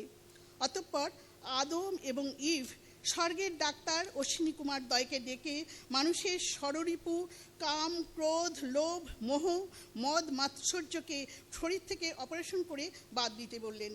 তীব্র প্রতিবাদ করে উঠলেন উপস্থিত সভাসদরা। কিছুতেই হবে না অপারেশন। উপরন্তু সবাই মিলে তিরস্কারের তীব্র তীর নিক্ষেপ করল আদিম পুরুষ আদম এবং আদিম মানবী ইভের প্রতি। কেন ওরা জ্ঞান বৃক্ষের ফল খেয়েছিল? তাহলে তো এত হিংসায় ক্লিষ্ট জরাজীর্ণ পৃথিবীকে দেখতে হতো না। দায়ী তো ওরা দুজনেই। তীব্র বিরোধিতায় আদম এবং ইভের কিছুক্ষণের জন্য নার্ভাস সিস্টেমের ব্রেকডাউন হলো। একটু রেস্টের অবসরে দুজনে প্ল্যান করে নিল। আদম বলল, পৃথিবী আমাদের জন্য আর কিছুতেই নিরাপদ নয়। পৃথিবী এখন ধ্বংসের পথে। আমাদেরও মেরে ফেলতে ওদের হাত পা কাঁপবে না। আমাদের তৈরি অস্ত্র আমাদের দিকেই নিক্ষেপ করতে উদ্যত। চুপি চুপি আলাদিনের থেকে ধার নিয়ে আশ্চর্য আসনে বসে হুশ করে দুজনে পাড়ি দিল জ্ঞান বৃক্ষের ফল খাবার জন্য অজানা গ্রহের খোঁজে। অসীম শূন্যে দুটো বিন্দু এক হয়ে মিলিয়ে গেল। পাপারাজ্জিদের খুঁজে বার করতে কয়েক কোটি আলোকবর্ষ অপেক্ষা করতে হবে। নমস্কার। অনেক ধন্যবাদ গৌতমী ভট্টাচার্যকে। সত্যিই কবিতা থেকে সাতবদল হয়ে আমরা একটি সুন্দর অণিগল্প শুনলাম। পৃথিবীর আদিমতম মানুষ আদম ও ইভের আড়ালে আমরা শুনলাম অত্যন্ত প্রাসঙ্গিক, অত্যন্ত সমসাময়িক একটি সমস্যার কথা। মুগ্ধতা রেখে গেল গৌতমী ম্যাডাম। যাই হোক, চলে যাব পরবর্তী অনুষ্ঠানে। এরপর যাকে ডেকে নেব তাকে আমরা আক্ষরিকের জন্মলগ্নের কিছুদিন পর থেকেই প্রায় পেয়েছি। প্রতিনিয়ত তার লেখায় আক্ষরিকের পাতা হয়েছে সমৃদ্ধ। কমেন্ট বক্সেও আমরা ওনাকে পেয়েছি। এবার কবিতা পাঠের জন্য ডেকে নেব আমাদের অন্যতম পুরনো সদস্য নরেন নাইয়াকে। নমস্কার। প্রথমেই একটা কথা বলে নিই যে আক্ষরিকে আমি আসতে খুব কম পারি। আক্ষরিক কেন, আমি যে কোনো গ্রুপেই খুব কম সময় দিতে পারি। তার অন্য অনেকগুলো কারণ আছে। আমার খুব কাছাকাছি যারা থাকেন, যেমন অয়ন খানিকটা জানেন, আর বেশিরভাগ মানুষ আমার উপর রাগ করতে পারেন। অনেকেই আমার লেখায় কমেন্ট করেন, কিন্তু আমি হয়তো ঠিক সময় মতো প্রত্যুত্তর দিতে পারি না। যাই হোক, কী বলবো, আমি তার জন্য দুঃখিত বলি সবার আগে। আমি ক্ষমা প্রার্থী সকলের কাছে যে আমার এই অপারগতাটা রয়েছে। যাই হোক, সময় খুব কম। আমি আজকে জাস্ট এখানে আস্তে আস্তে একটা কবিতা লিখেছিলাম। জানি না সেটা কবিতা হয়েছে কিনা, পাঠ করছি। আর আরেকটা কথা বলি, গলার অবস্থা খুব খারাপ। যাই হোক, কবিতাটার নাম শিল্পী। আর এর প্রেক্ষাপটটা বলে রাখি, আমি রিসেন্ট আন্তন চেকভ নিয়ে পড়াশোনা করছিলাম, যেখানে ওনার একটা লেখায় পেয়েছিলাম যে আমরা, মানে আজকেই আস্তে আস্তেই যেটা আরও বেশি করে লাগছিল, যে আমরা কারা মিলতে আসছি এখানে। আমরা বোধহয় প্রত্যেকেই এক একজন অপূর্ব একা। এই অপূর্ব একা শব্দটা পেয়েছি ওনার কাছ থেকে, কৃতজ্ঞ ওনার কাছে। বাকি লেখাটুকু আমি পড়ছি, খুব ছোট্ট একটা লেখা, পরে সময় থাকলে অন্য কবিতা পড়ব। কবিতার নাম শিল্পী। যতবার তুমি বলো বেঁচে থাকার কথা, যতবার ভাবো এইভাবে বেঁচে থাকাটা ঠিক বেঁচে থাকা নয়, ততবার এই ব্রহ্মাণ্ডে আমি একা। নিয়তির এই যুদ্ধের তাণ্ডবে চুরমার সব সাক্ষী সাবুদ, আগুনে সেঁকা সব শপথ গেল প্রলয়ে। কি লাভ বলো, অঙ্গুরীয় অথবা চোখের জলে? যখন শরীর জুড়ে দহনের গন্ধ আর বুকের ভিতর স্বপ্নের হাঁকাহাঁকি, বিশ্বাস করো প্রতিটা কবিতার মুহূর্তে আমি বিস্ময়াতীত একা, আর তুমিও একাকী। নমস্কার। অসাধারণ একটি কবিতা শুনলাম। নরেনবাবুর লেখা আমরা আক্ষরিকের ওয়ালে পড়েছি, কিন্তু উনি এত ভালো পাঠ করেন সেটা আমাদের জানা ছিল না। আক্ষরিক পারিবারিক মিলনোৎসব এই জন্যই, আমাদের সদস্যদের মধ্যে গুণী মানুষের সমাহার। তো সেইগুলো যাতে আমরা একে অপরের সাথে সেই গুণগুলোর সাথে পরিচিত হতে পারি, আমাদের আলাপ বিনিময় হয়, মত আদান প্রদান হয়, সেই জন্যই এই পারিবারিক মিলনোৎসব। যাই হোক, চলে যাব পরবর্তী অনুষ্ঠানে। এরপর আবারও একটু সাদবদল, কবিতার পর আরেকটি অনুগল্প। এইবার অনুগল্প পাঠের জন্য যাকে ডেকে নেব তিনি আমাদের বেশ পুরনো সদস্য। বেশ কয়েকটি লেখা আমরা তার পেয়েছি আক্ষরিকের ওয়ালে। এবার অনুগল্প পাঠের জন্য ডেকে নেব দেবাজীব সরকারকে। দেবাজীব বাবুকে অনুরোধ করছি মঞ্চে আসার জন্য। নমস্কার। আক্ষরিকের এত গুণী মানুষদের ভিড়ে আমার মতো গুণহীন মানুষ কি করে এই স্টেজে উঠে পড়লো বুঝতে পারলাম না। তবে পরে বুঝলাম আক্ষরিকদের অ্যাডমিনদের আন্তরিকতার ঠেলায় আমি এখানে এসে পড়েছি। আমি যে গল্পটা পড়বো সেটা সেরকম সাহিত্য গুণ আছে কি না জানি না, সেগুলো নিয়ে আমি বিচার করি না। আমি শুধু চাই যে আমার লেখাটুকু মানুষকে আনন্দ দিক। আক্ষরিক অর্থেই এগিয়ে চলুক, বড় হোক, এটাই কামনা করবি। Sandow গেঞ্জির fashion. পরমার সঙ্গে অনির্বাণের বিয়ে হয়েছে কয়েক মাস হলো। কাগজের বিজ্ঞাপন দেখে সম্বন্ধ করে বিয়ে, তাই দুজনের সম্বন্ধে পরিচয়টা বিয়ের আগে সেরকম গভীর হয়নি। বিয়ের পরবর্তী কয়েক মাসে পরমা অনির্বাণের বিশেষ গুণ, অত্যধিক কৃপণতা সম্বন্ধে একটা ধারণা পেয়ে গেছে। হাজার হোক নিজের স্বামী বলে কথা, তাই বাইরের কাউকে, বিশেষত নিজের বাপের বাড়ির কাউকে তো বলেইনি। স্বামীর এই বিশেষ গুণ যে পরমার কাছে বিশেষ লজ্জার হতে পারে তা বিলক্ষণ জানে পরমা। পরমা যদি অনির্বাণকে অনেকবার বলেছে এত কৃপণতা ভালো নয়, লোকের সামনে সম্মান থাকবে না। অনির্বাণ অবশ্য জামা কাপড়ে বরাবরই ফিটফাট, কিন্তু স্যান্ডো গেঞ্জি, অন্তর্বাস, মোজা এইসব বস্তু সম্পর্কে উদাসীন। অনির্বাণ বউয়ের সতর্কবাণী উপেক্ষা করে বলেছে, দেখো অনেক পয়সাওয়ালা লোকেরও ছেঁড়া গেঞ্জি, ফুটো মোজা থাকে, কেউ কি দেখতে পাচ্ছে? পরমা শান্তভাবে বলে, দেখো এইসব জিনিস দিয়ে মানুষের মানসিকতা বোঝা যায়। আমি তর্ক করতে চাই না, তোমার যা ইচ্ছে হয় করো। অনির্বাণ পরমাকে আশ্বস্ত করার ভঙ্গিতে বলে, এগুলো তো ঢাকাই থাকে, কেউ কি দেখতে পাচ্ছে? তুমি চিন্তা করো না, কোনো সমস্যা হবে না। পরমা আর তর্ক বাড়ায়নি, বুঝেছে যে বোঝে না তাকে বোঝানো অসম্ভব। দুর্গাপুজোর সময় অনির্বাণ শ্বশুরবাড়িতে গেছে, শার্ট প্যান্ট ছেড়ে ঘরোয়া ট্র্যাকস্যুট আর টি শার্ট পরে গল্পগুজব করছে। হঠাৎ লোডশেডিং। খোঁজ নিয়ে শ্বশুরমশাই জানলেন কেবল ফল্ট। কারেন্ট আসতে বেশ কয়েক ঘন্টা। বেশ কিছুক্ষণ ধরেই এই বীভৎস গরমে ঘামছিল অনির্বাণ। শ্বশুরমশাই বললেন, অনি তুমি বরঞ্চ টি শার্টটা খুলে বসো, এই গরমে আর কতক্ষণ মোটা টি শার্ট পরে বসে থাকবে? অনির্বাণ একটু লাজুক মুখ করে বলল, না বাবা ঠিক আছে, কোনো অসুবিধা হচ্ছে না। শাশুড়িও বললেন, বাবা ঠিকই বলেছেন, এত গরমে টি শার্টটা খুলে বসো, আরাম পাবে। অনির্বাণের সেই একই উত্তর, না না ঠিক আছে। এদিকে পরমা মুখে মিটিমিটি হাসি নিয়ে বেশ উপভোগ করছে মা বাবার সঙ্গে অনির্বাণের এই কথোপকথন। কারণ সে তো জানে অনির্বাণের টি শার্ট না খোলার আসল রহস্য। শ্বশুর শাশুড়ির বারংবার অনুরোধ সত্ত্বেও অনির্বাণ লজ্জায় টি শার্টটা খুলতে পারছে না। সে তো জানে ভেতরের স্যান্ডো গেঞ্জির পিঠের কাছের এত বড় গোল ফুটো যদি প্রকাশ্যে আসে, শ্বশুরবাড়িতে তার সম্মানের দফা রফা হবে। এত লজ্জার কি আছে বাবা, সবাই তো আমরা নিজেদেরই লোক। শাশুড়ি মায়ের এই অনুরোধ ফেলতে না পেরে অনির্বাণ টি শার্টটা খুলে ফেলতেই শাশুড়ির চোখ পড়ল অনির্বাণের পিঠ কাটা স্যান্ডো গেঞ্জিতে।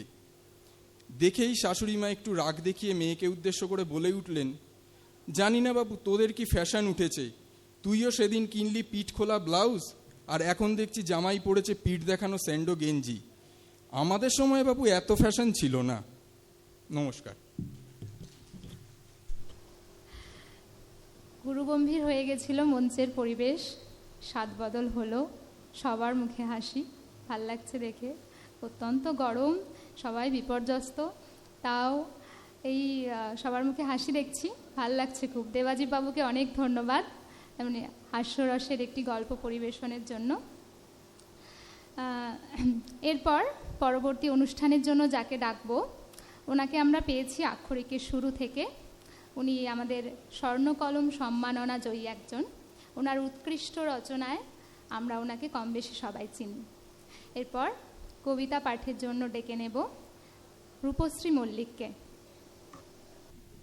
নমস্কার, সকলকে দেখে খুব ভালো লাগছে আর সকলের মধ্যে আসতে পেরে খুব ভালো লাগছে। জানি না কতটা ভালো করে পাঠ করতে পারবো, কারণ পাঠ সেভাবে করি না, ওই কলমটা হাতে নিয়েই ভালো লাগে লিখতে, তবু চেষ্টা করছি। নিজেরই লেখা অস্তিত্ব। আমি শুকনো পাতার ডালে ডালে ঝড় নামাতে পারি, আমি সামান্য সেই নারী। আমি আকাশ গাঙে ভাসিয়ে ফিরি আমার অরণ্য মন তরি, আমি সামান্য সেই নারী।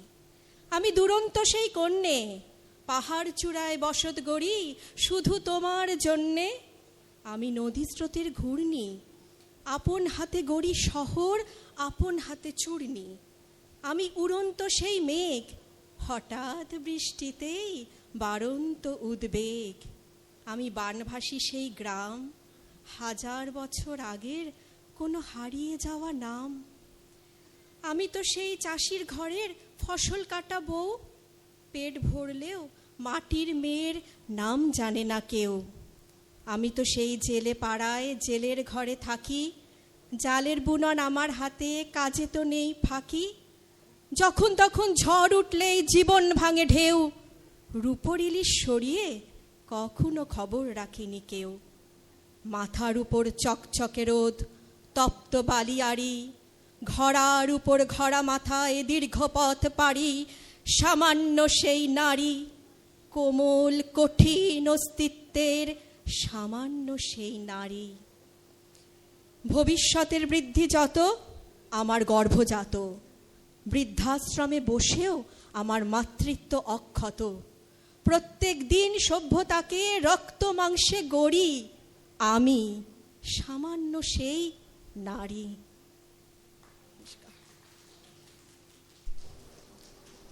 অনেক ধন্যবাদ রূপশ্রী মল্লিককে। কবিতা সামান্য সেই নারী হলেও আমরা জানি নারী অসামান্যা, নারী অপরূপা, নারীর শক্তি সর্বংসহা। অসাধারণ একটি আবৃত্তি শুনলাম। এরপর আমরা চলে যাব পরবর্তী অনুষ্ঠানে। আক্ষরিকের একেবারে শুরু থেকে আমরা বেশ কিছু সদস্যকে নিরন্তর পাশে পেয়েছি, যাদেরকে পাশে না পেলে আক্ষরিক এক পা এগোতে পারত না, যারা প্রতিনিয়ত তাদের লেখায় আমাদের সমৃদ্ধ করেছেন। কবিতা পাঠের জন্য ডেকে নেব সেরকমই একজন সদস্যকে। মঞ্চে আসছেন সুস্মিতা রায় ব্যানার্জি। সুস্মিতা ব্যানার্জিকে ডেকে নেব মঞ্চে। নমস্কার, শুভ সন্ধ্যা। আমি সুস্মিতা রায় ব্যানার্জি। আজকে আমার একটা স্বরচিত কবিতা পাঠ করার চেষ্টা করছি, ভুল ত্রুটি মার্জনীয়।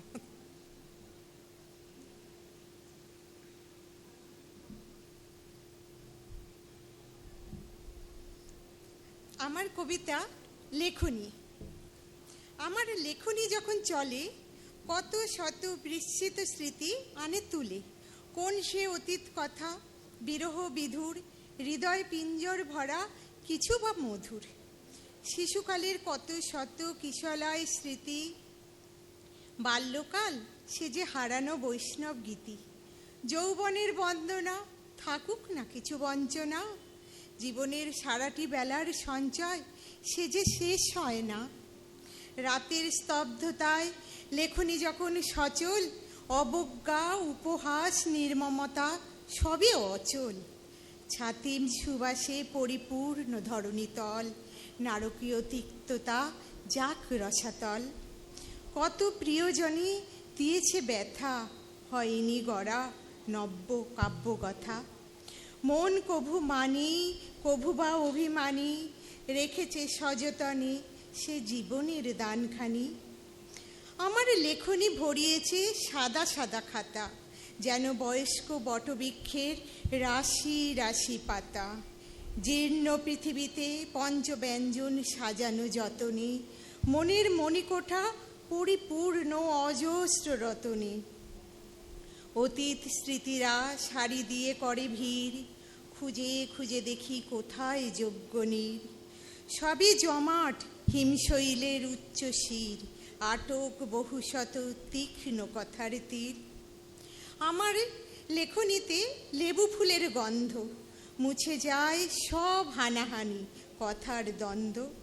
স্মৃতিচারণে স্বর্ণ কিঙ্কিনীর ঋণিঝিনি ছন্দ, এক বুক মুক্ত বাতাস, আহা কি আনন্দ। লেখনী মোড় দিয়েছে ভালোবাসার হাক, চৈত্রের ঝরা পাতায় শোনা যায় ধ্রুপদী ডাক। প্রেমের পরতে পরতে মধুমাখা প্রত্যাশা, নিঃসীম শূন্যতায় আলোকোজ্জ্বল দেওয়ালির আশা। নমস্কার। অনেক ধন্যবাদ সুস্মিতা ব্যানার্জিকে। অসাধারণ একটি আবৃত্তি শুনলাম, ভালোবাসা জানাই সুস্মিতা ম্যাডামকে। এরপর আমরা চলে যাব পরবর্তী অনুষ্ঠানে। এসো যুগান্তের কবি, আসন্ন সন্ধ্যার শেষ রশ্মিপাতে দাঁড়াও ওই মানহারা মানবীর দ্বারে। বলো ক্ষমা করো, হিংস্র প্রলাপের মধ্যে সেই হোক সভ্যতার শেষ পুণ্যবাণী। এই অস্থির সময়ে দাঁড়িয়ে আমরা আর কী বা করতে পারি? আমাদের প্রতিবাদটুকু প্রতিফলিত হয় কালো অক্ষরে, কণ্ঠস্বরের কাঠিন্যে। আমরা একটু সাদবদল করে নিই। এবার মঞ্চে ডাকবো, এই কয়েকদিন মিলনোৎসব গ্রুপে আপনারা সবাই তাকে চিনে গেছেন। মিলনোৎসব গ্রুপের অন্দরমহল গানে, গল্পে, হাস্যরসে, মিমিক্রিতে ভরিয়ে রেখেছিল যিনি, এবার মঞ্চে ডাকবো তাকে। আবৃত্তি পরিবেশন করছে নীলাদ্রি চক্রবর্তী। কবিতাটি সুজাতা গঙ্গোপাধ্যায়ের লেখা। কবিতার নাম হচ্ছে চুম্বন। তোমার ঠোঁট আমার ঠোঁট ছুঁলো, যদিও প্রথমবার নয়। চুম্বন তো আগেও বহুবার, এবার ঠোঁটে মিলেছে আশ্রয়। যেমন সব ভয়ের গল্পে দৈত্য দানো রাক্ষস আর ক্ষয়, তিলে তিলে শুকোয় রাজকুমারী, অন্ত মিলে রাজপুত্রের জয়। তবুও খুব ভিতরে বাঁধাহীন লড়াই চলে শম্ভু নিশুম্ভের। প্রথম বলে ফুলটি ছিঁড়ে খাবো, দ্বিতীয় বলে হাত পাততে শেখ। আসলে তুমি দীর্ঘ শালমলি, সবার মাথা ছাড়িয়ে তরুবর। তোমার ঠোঁট আমার ঠোঁট ছুলো, আর যা কিছু অকিঞ্চিত কর। নমস্কার।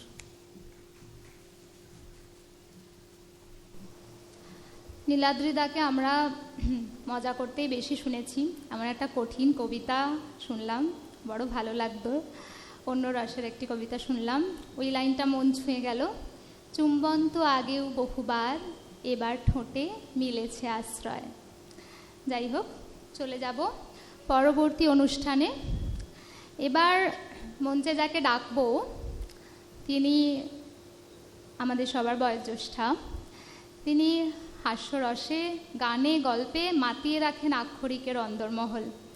আমার প্রিয় দিদিভাই রূপা সামন্তকে মঞ্চে ডেকে নেব একটি সঙ্গীত পরিবেশনের জন্য।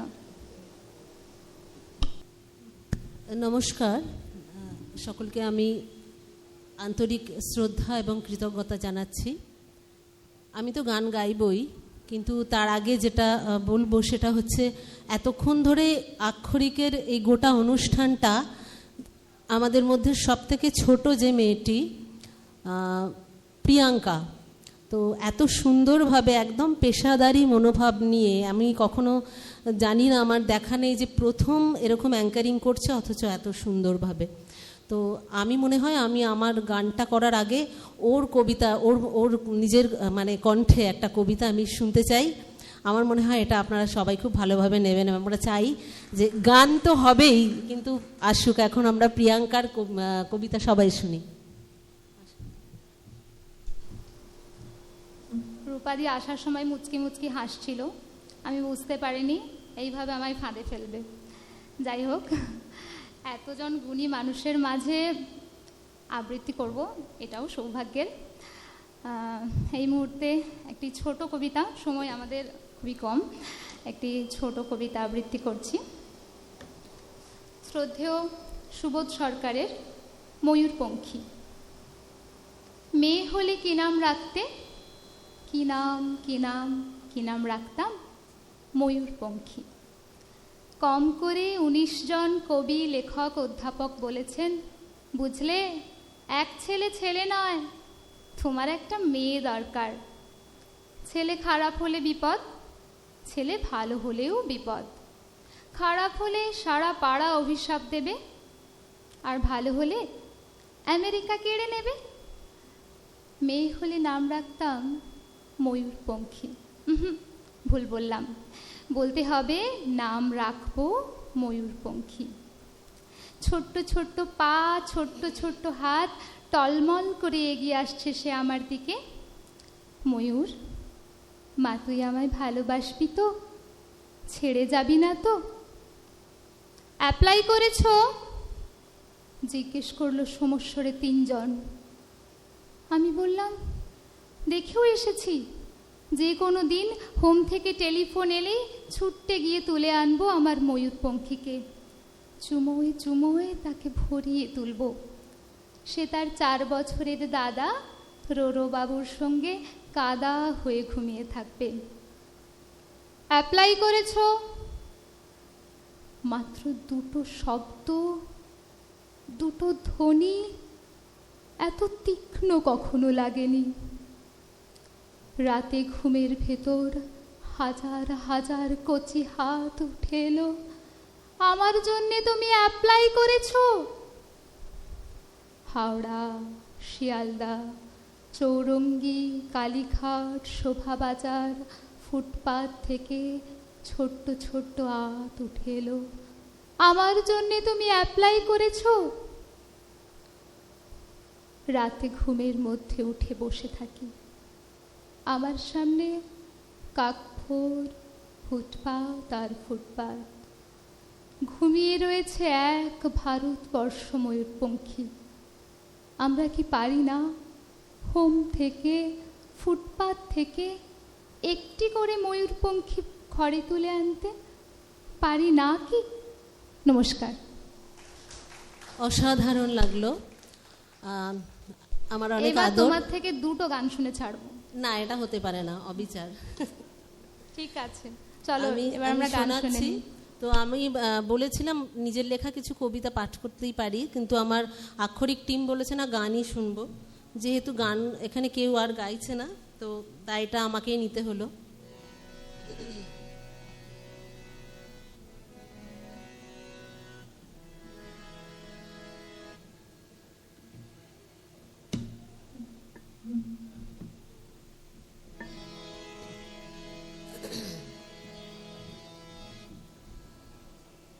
হারমোনিয়াম লাগবে।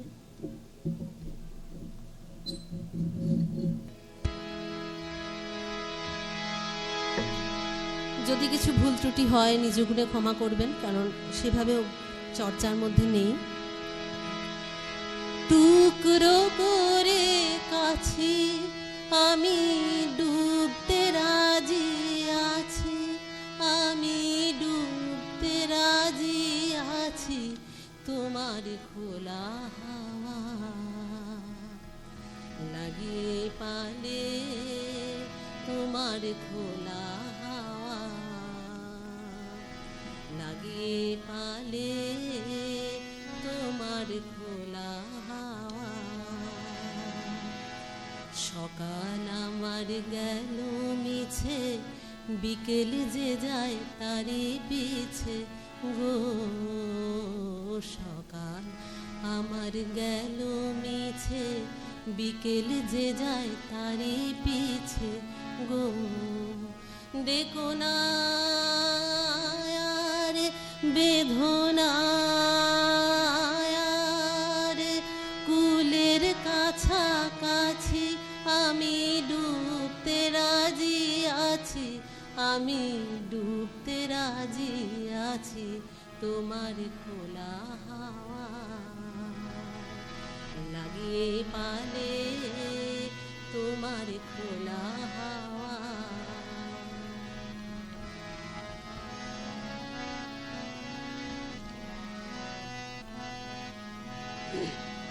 মাঝির লাগিয়াছি জাগি সকল রাত্রি বেলা, ঢেউগুলো যে আমায় নিয়ে করে কেবল খেলা। মাঝির লাগিয়াছি জাগি সকল রাত্রি বেলা, ঢেউগুলো যে আমায় নিয়ে করে কেবল খেলা। ঝড়কে আমি করব মিতে, দৌড়ব না তার ভ্রুকুটিতে। ঝড়কে আমি করব মিতে, দৌড়ব না তার ভ্রুকুটিতে। রেখো না আর, দাও ছেড়ে দাও ওগো, আমি তুফান পেলে বাঁচি, আমি ডুবতে রাজি আছি, আমি ডুবতে রাজি আছি তোমার খোলা হাওয়া। লাগিয়ে পালে তোমার খোলা হাওয়া। টুকরো করে কাছি আমি ডুবতে রাজি আছি, আমি ডুবতে রাজি আছি তোমার খোলা হাওয়া। লাগিয়ে পালে তোমার খোলা হাওয়া। ধন্যবাদ। অনুষ্ঠান হবে আর রবি ঠাকুর থাকবে না, তাই কি হয়? তাই এই অনুষ্ঠানের শেষ দিকটা রবি ঠাকুরকে দিয়েই ভরে গেল, আমরা আবেশে ভেসে গেলাম। যাই হোক, এবার চলে যাব পরবর্তী অনুষ্ঠানে। আমরা আমাদের মাঝে পেয়েছি অনেক গুণী মানুষকে আজ, তেমনই একজন গুণী মানুষকে এবার মঞ্চে ডেকে নেব অরিন্দম মুখার্জিকে। একটি অসাধারণ পাঠ আমরা শুনবো তার কাছে। অরিন্দম বাবুকে মঞ্চে আসার জন্য অনুরোধ করছি। হ্যালো হ্যালো, আমি প্রথমেই সকলের কাছে ক্ষমা প্রার্থী যে আজকে আমার পৌঁছতে একটু বেশি দেরি হয়ে গেল আর কি। অজুহাত দেব না, শুধু ক্ষমা চাইব। আশা করি আপনারা প্রত্যেকে নিজ গুণে আমাকে ক্ষমা করে দেবেন। আমি আজকে আপনাদের সামনে যেটা পাঠ করব, সেটা পাঠ করার পরে সেটা সম্বন্ধে আমি বাকি কথাটুকু বলবো, এইটুকু অনুমতি আমি চেয়ে নিলাম। তাই সরাসরি আমি আগে পাঠে চলে যাচ্ছি।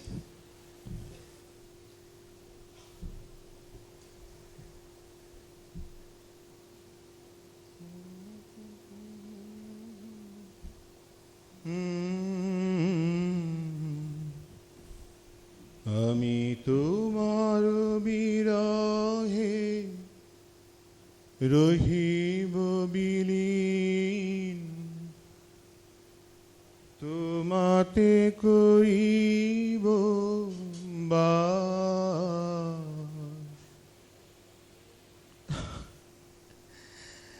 বিরহ আর বিরহ, গোটা জীবনটাই আমার দুঃখ ডোরে বাঁধা। তুমি তুমি অনেক অনেক দূরে চলে গেছো মন্দিরা, অনেক দূরে। যতটা দূরে থাকলে দৃষ্টিরও অতীত থাকা যায়, ঠিক ততটাই দূরে। কিন্তু আমার বুকের মধ্যে তোমার ভালোবাসাকে আমি বন্দি করে রেখেছি জানো। আমি আর ভয় করি না দুঃখকে। বিরহেই না হয় ঘর বাঁধলাম, যদি মনোগুঞ্জে কখনো মধুকর গুঞ্জরে, সে আশায় না হয় হৃদয়ে সুখের বাসা বাঁধি। এই তো সেদিন হঠাৎ তুমি স্বপ্নে ধরা দিলে জানো, আলো ছায়ায় ঘেরা মালতী লতার কুঞ্জে। মধ্যদিনের বিজন বাতাসে তোমার খোলা চুলে আমি অশান্ত সমীরের মতো উত্তাল হয়েছি সেদিন। হ্যাঁ, সেদিন রাত্রে ভালোবাসায় আশার জাল বুনেছি, কিন্তু স্বপ্নভঙ্গের সাথে সাথেই বক্ষ পিঞ্জরের থেকে চির মিলনের প্রত্যাশা বিলীন হয়ে গেল আবার। আচ্ছা, বিরহই কি প্রেমের মূল সুর? আমায় বলতে পারবে তুমি? বিরহে যে চির প্রতীক্ষা মিলনের, সে তো কবিও বলে গেছেন না। তাই তো তুমি চলে যাবার এতগুলো বছর পরেও আজও কখনো মনে হয়নি যে তুমি আমার মধ্যে নেই। আমার মনের মাঝেই তো তুমি বন্দী হয়ে আছো। বলো, এই বিরহের দহন জ্বালার মধ্যেও তাই তো দেখো আজও তোমাকে নিয়ে কেমন কাব্য করে চলেছি। আসলে আমার শরীরের শিরায় শিরায় আমার সূক্ষ্ম শীতল হৃদ সমুদ্রে তুমি আপন মাধুরী মিশিয়ে দিয়েছ, আর তাই দিয়ে সাজিয়েছ আমায়। যে ছন্দে সন্ধ্যা মালতী সাজে, যে ছন্দে প্রভাতী আলোর সুর জাগায়, ঠিক ঠিক সেই ছন্দে মন্দিরা। হ্যাঁ জানি, এমনি ভাবেই কেটে যাবে বাকি কতটা দিন। আর তারপর একদিন বেলা শেষের অন্তিম লগ্নে তুমি চির বিদায় জানাবে আমাকে। জীবন দেউল আধার করে হঠাৎ স্তব্ধ হয়ে যাবে আমার হৃদস্পন্দন। সন্ধ্যের সানাইয়ের সুর নিয়ে আমার মাথার উপর দিয়ে উড়ে যাবে একদল হাঁস। তারা কোথায় যাবে কেউ জানে না। আসলে কেউ রাখে না তাদের খবর। এরপর আবার দেখা হবে তোমার আর আমার জীবনের ওপারে। সেখানে আধার তলে গুপ্ত হয়ে মিলন বাসর সাজাবো আমরা, আর সেখানে থেমে যাবে সব কলতান। নিস্তব্ধতার সুরটুকু বাজাবে আমার বাসর সাজানোর প্রান্তে। সেখানে আমরা কি করব? আমি সেখানে বসে আমি তোমায় শোনাবো আমার শেষ কবিতা। কখনো ভেবেছি উত্তাল সুরে মেঘ ভাঙা জল দেব, কখনো ভেবেছি উত্তাল সুরে মেঘ ভাঙা জল দেব, ফাটা মাঠ আর ভাঙা বুক জুড়ে প্রেম সুধা ঢেলে নেব। কখনো ভেবেছি ওষ্ঠের পরে কালো তিল এঁকে দেব, চিল শকুনেরা আড়ালেই রবে, আমি একা কালো রব। কখনো ভেবেছি ওই হৃদাকাশে এক ফালি চাঁদ হব, গোপন আধারে তোমার আমার পরকিয়া ভেবে নেব। কখনো ভেবেছি চুপিসারে উঁকি খোলা বাতায়ন পুরে, একটুকু ছোঁয়া তাই হোক মিঠে এক পলকের তরে। ভাবনারা বেশ অগোচরে জমে অবিরত কোণঠাসা, কখনো সকনো ফিরে আসে এক অবাধ্য ভালোবাসা। মিহি জাল বুনে স্বপ্নেরা আসে ভর করে নীল ডানা, অক্ষরে গাথা ছেঁড়া ছেঁড়া স্মৃতি, স্বপ্নের আনাগোনা।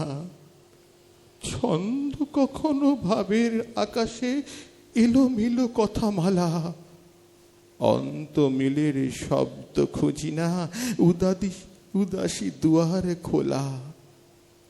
প্রহরের পরে প্রহর গুনেছি, পাথুরে আকাশ যাচি, তৃষাতুর আঁখি কণ্ঠে পিপাসা, আমি দিশাহীন বাঁচি। অতলের খোঁজে ভেসে গেছে কত মধুমাখা মধুমাস, হদিশ মেলেনি এই কবিতার, নেই আর অবকাশ। হদিশ মেলেনি সেই কবিতার, নেই আর অবকাশ। নমস্কার। লেখাটি আমার দিদি রূপা সামন্তের, আপনাদের পাঠ করে শোনালাম। আমার অনুরোধে রূপাদি এই দুদিন আগেই লিখে পাঠিয়েছে আপনাদের সামনে। চেষ্টা করলাম সেই কথাগুলোকে আপনাদের মানে প্রাণ প্রতিষ্ঠা করার। জানি না পারলাম কিনা, দিদি বলবে। নমস্কার।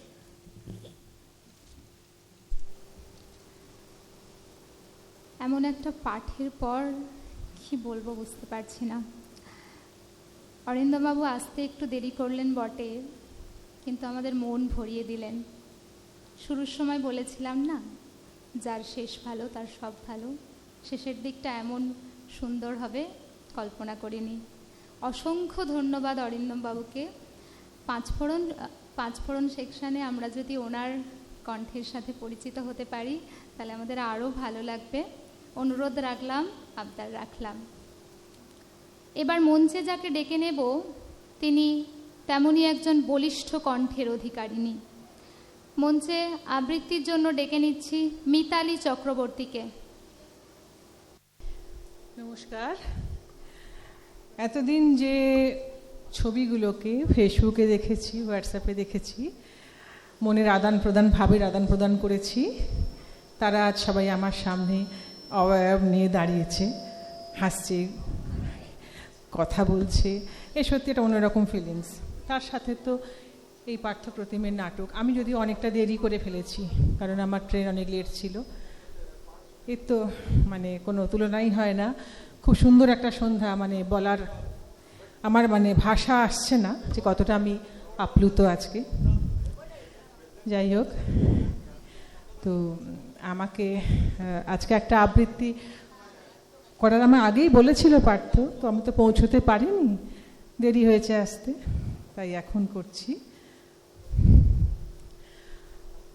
কবিতার নাম বিকর্ণ।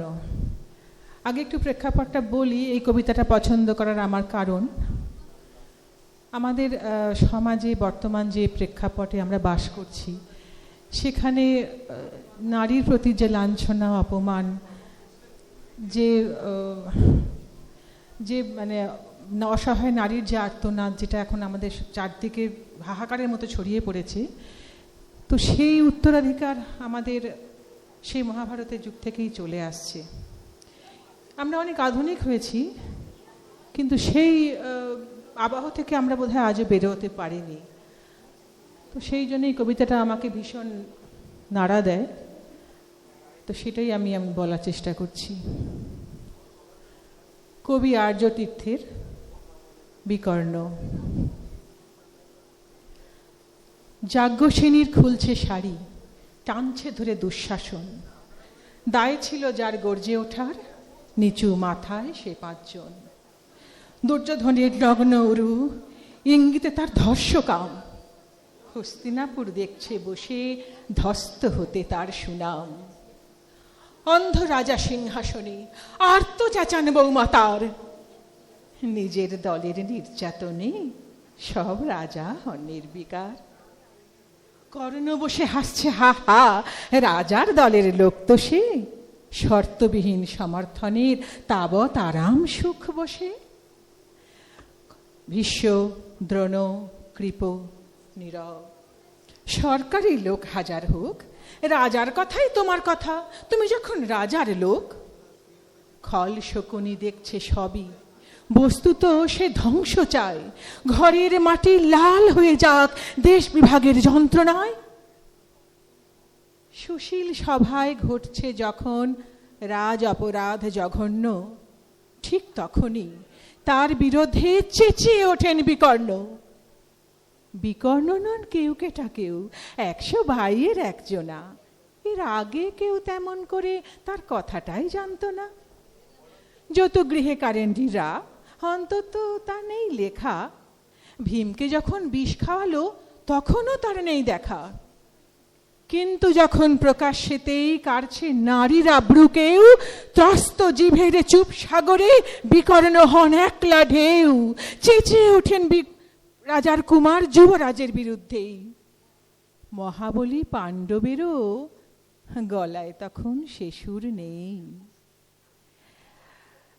রাজা যখন নীরব থেকে সায় দিয়ে যান ধর্ষণে, ঠিক তখনই সমগ্র যুগ বিকর্ণদের স্বর শোনে। আমরা যারা কিচ্ছুটি নই, একটি মাত্র ভোট কেবল, অত্যাচারের সামনে এলে সঙ্গী শুধু চোখের জল। পোষ্যভাবে যাবনা চেবাই অন্ধ এবং নিকর্ণ। প্রার্থনা থাক আমরা যেন একবার হই বিকর্ণ। প্রার্থনা থাক আমরা যেন একবার হই বিকর্ণ। নমস্কার।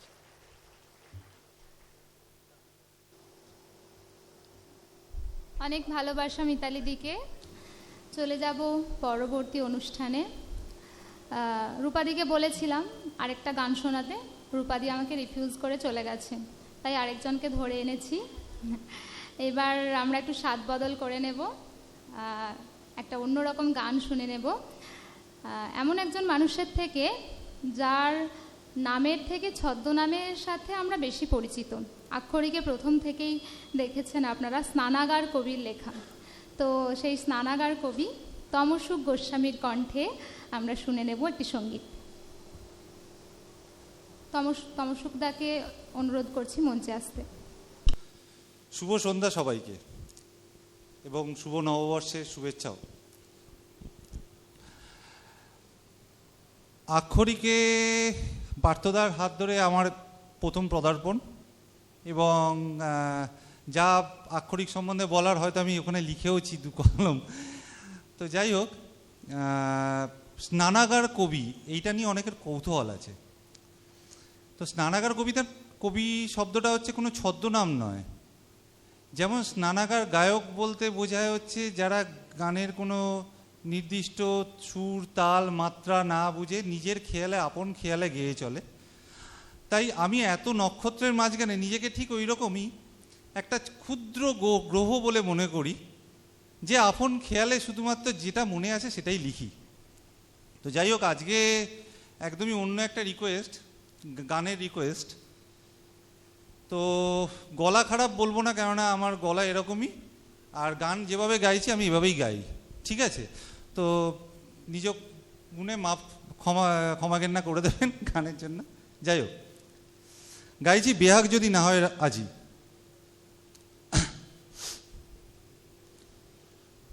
বেহাগ যদি না হয় আজি, বসন্ত যদি না যাসে, এই আসরেরই মন তুমি থাকো বন্ধু আমার পাশে। বেহাগ যদি না হয় রাজি, বসন্ত যদি না যাসে, এই আসরেরই মন তুমি থাকো বন্ধু আমার পাশে। তোমার সুরের হাতে ধরে চলো চলে যাই, যেখানেতে আনন্দরা বাজে গো সদাই। তোমার সুরের হাতে ধরে চলো চলে যাই যেখানেতে আনন্দরা বাজে গো সদাই, কথার ফুলে সুরের ভ্রমর, যেথায় মিলন সুখে হাসি, সেই আসরেরই মন তুমি থাকো বন্ধু আমার পাশে। চোখের দেখা যাক ফুরিয়ে, ক্ষতি কিছু নাই, স্বপ্ন দেখার নাই সীমানা, দেখে যাব তাই। চোখের দেখা যাক ফুরিয়ে, ক্ষতি কিছু নাই, স্বপ্ন দেখার নাই সীমানা, দেখে যাব তাই। ভালোবাসাই শিখেছি মন, তাই তো শুধু ভালোবাসে। এই আসরেরই মন তুমি থাকো বন্ধু আমার পাশে। বেহাগ যদি না হয় রাজি, বসন্ত যদি না যাসে, এই আসরেরই মন তুমি থাকো বন্ধু আমার পাশে। নমস্কার।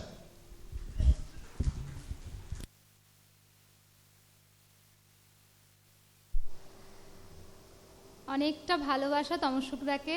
তমসুকদা একদম প্রস্তুত ছিল না, শুধুমাত্র আমাদের অনুরোধে মঞ্চে উঠলেন। আর স্নানাগার গায়ক এত ভালো গায় আমার তো জানা ছিল না, আপনারাও জানলেন। সবাইকে ভালোবাসা, শুভকামনা, নতুন বছর সবার অনেক ভালো কাটুক। আমাদের পারিবারিক মিলনোৎসব শেষ পর্যায়ে এখানেই শেষ হলো। সদস্যদের সবাইকে অনুরোধ করছি গ্রিন রুম থেকে আপনাদের ফুড প্যাকেট এবং উপহার কালেক্ট করে নিতে। ধন্যবাদ, শুভরাত্রি।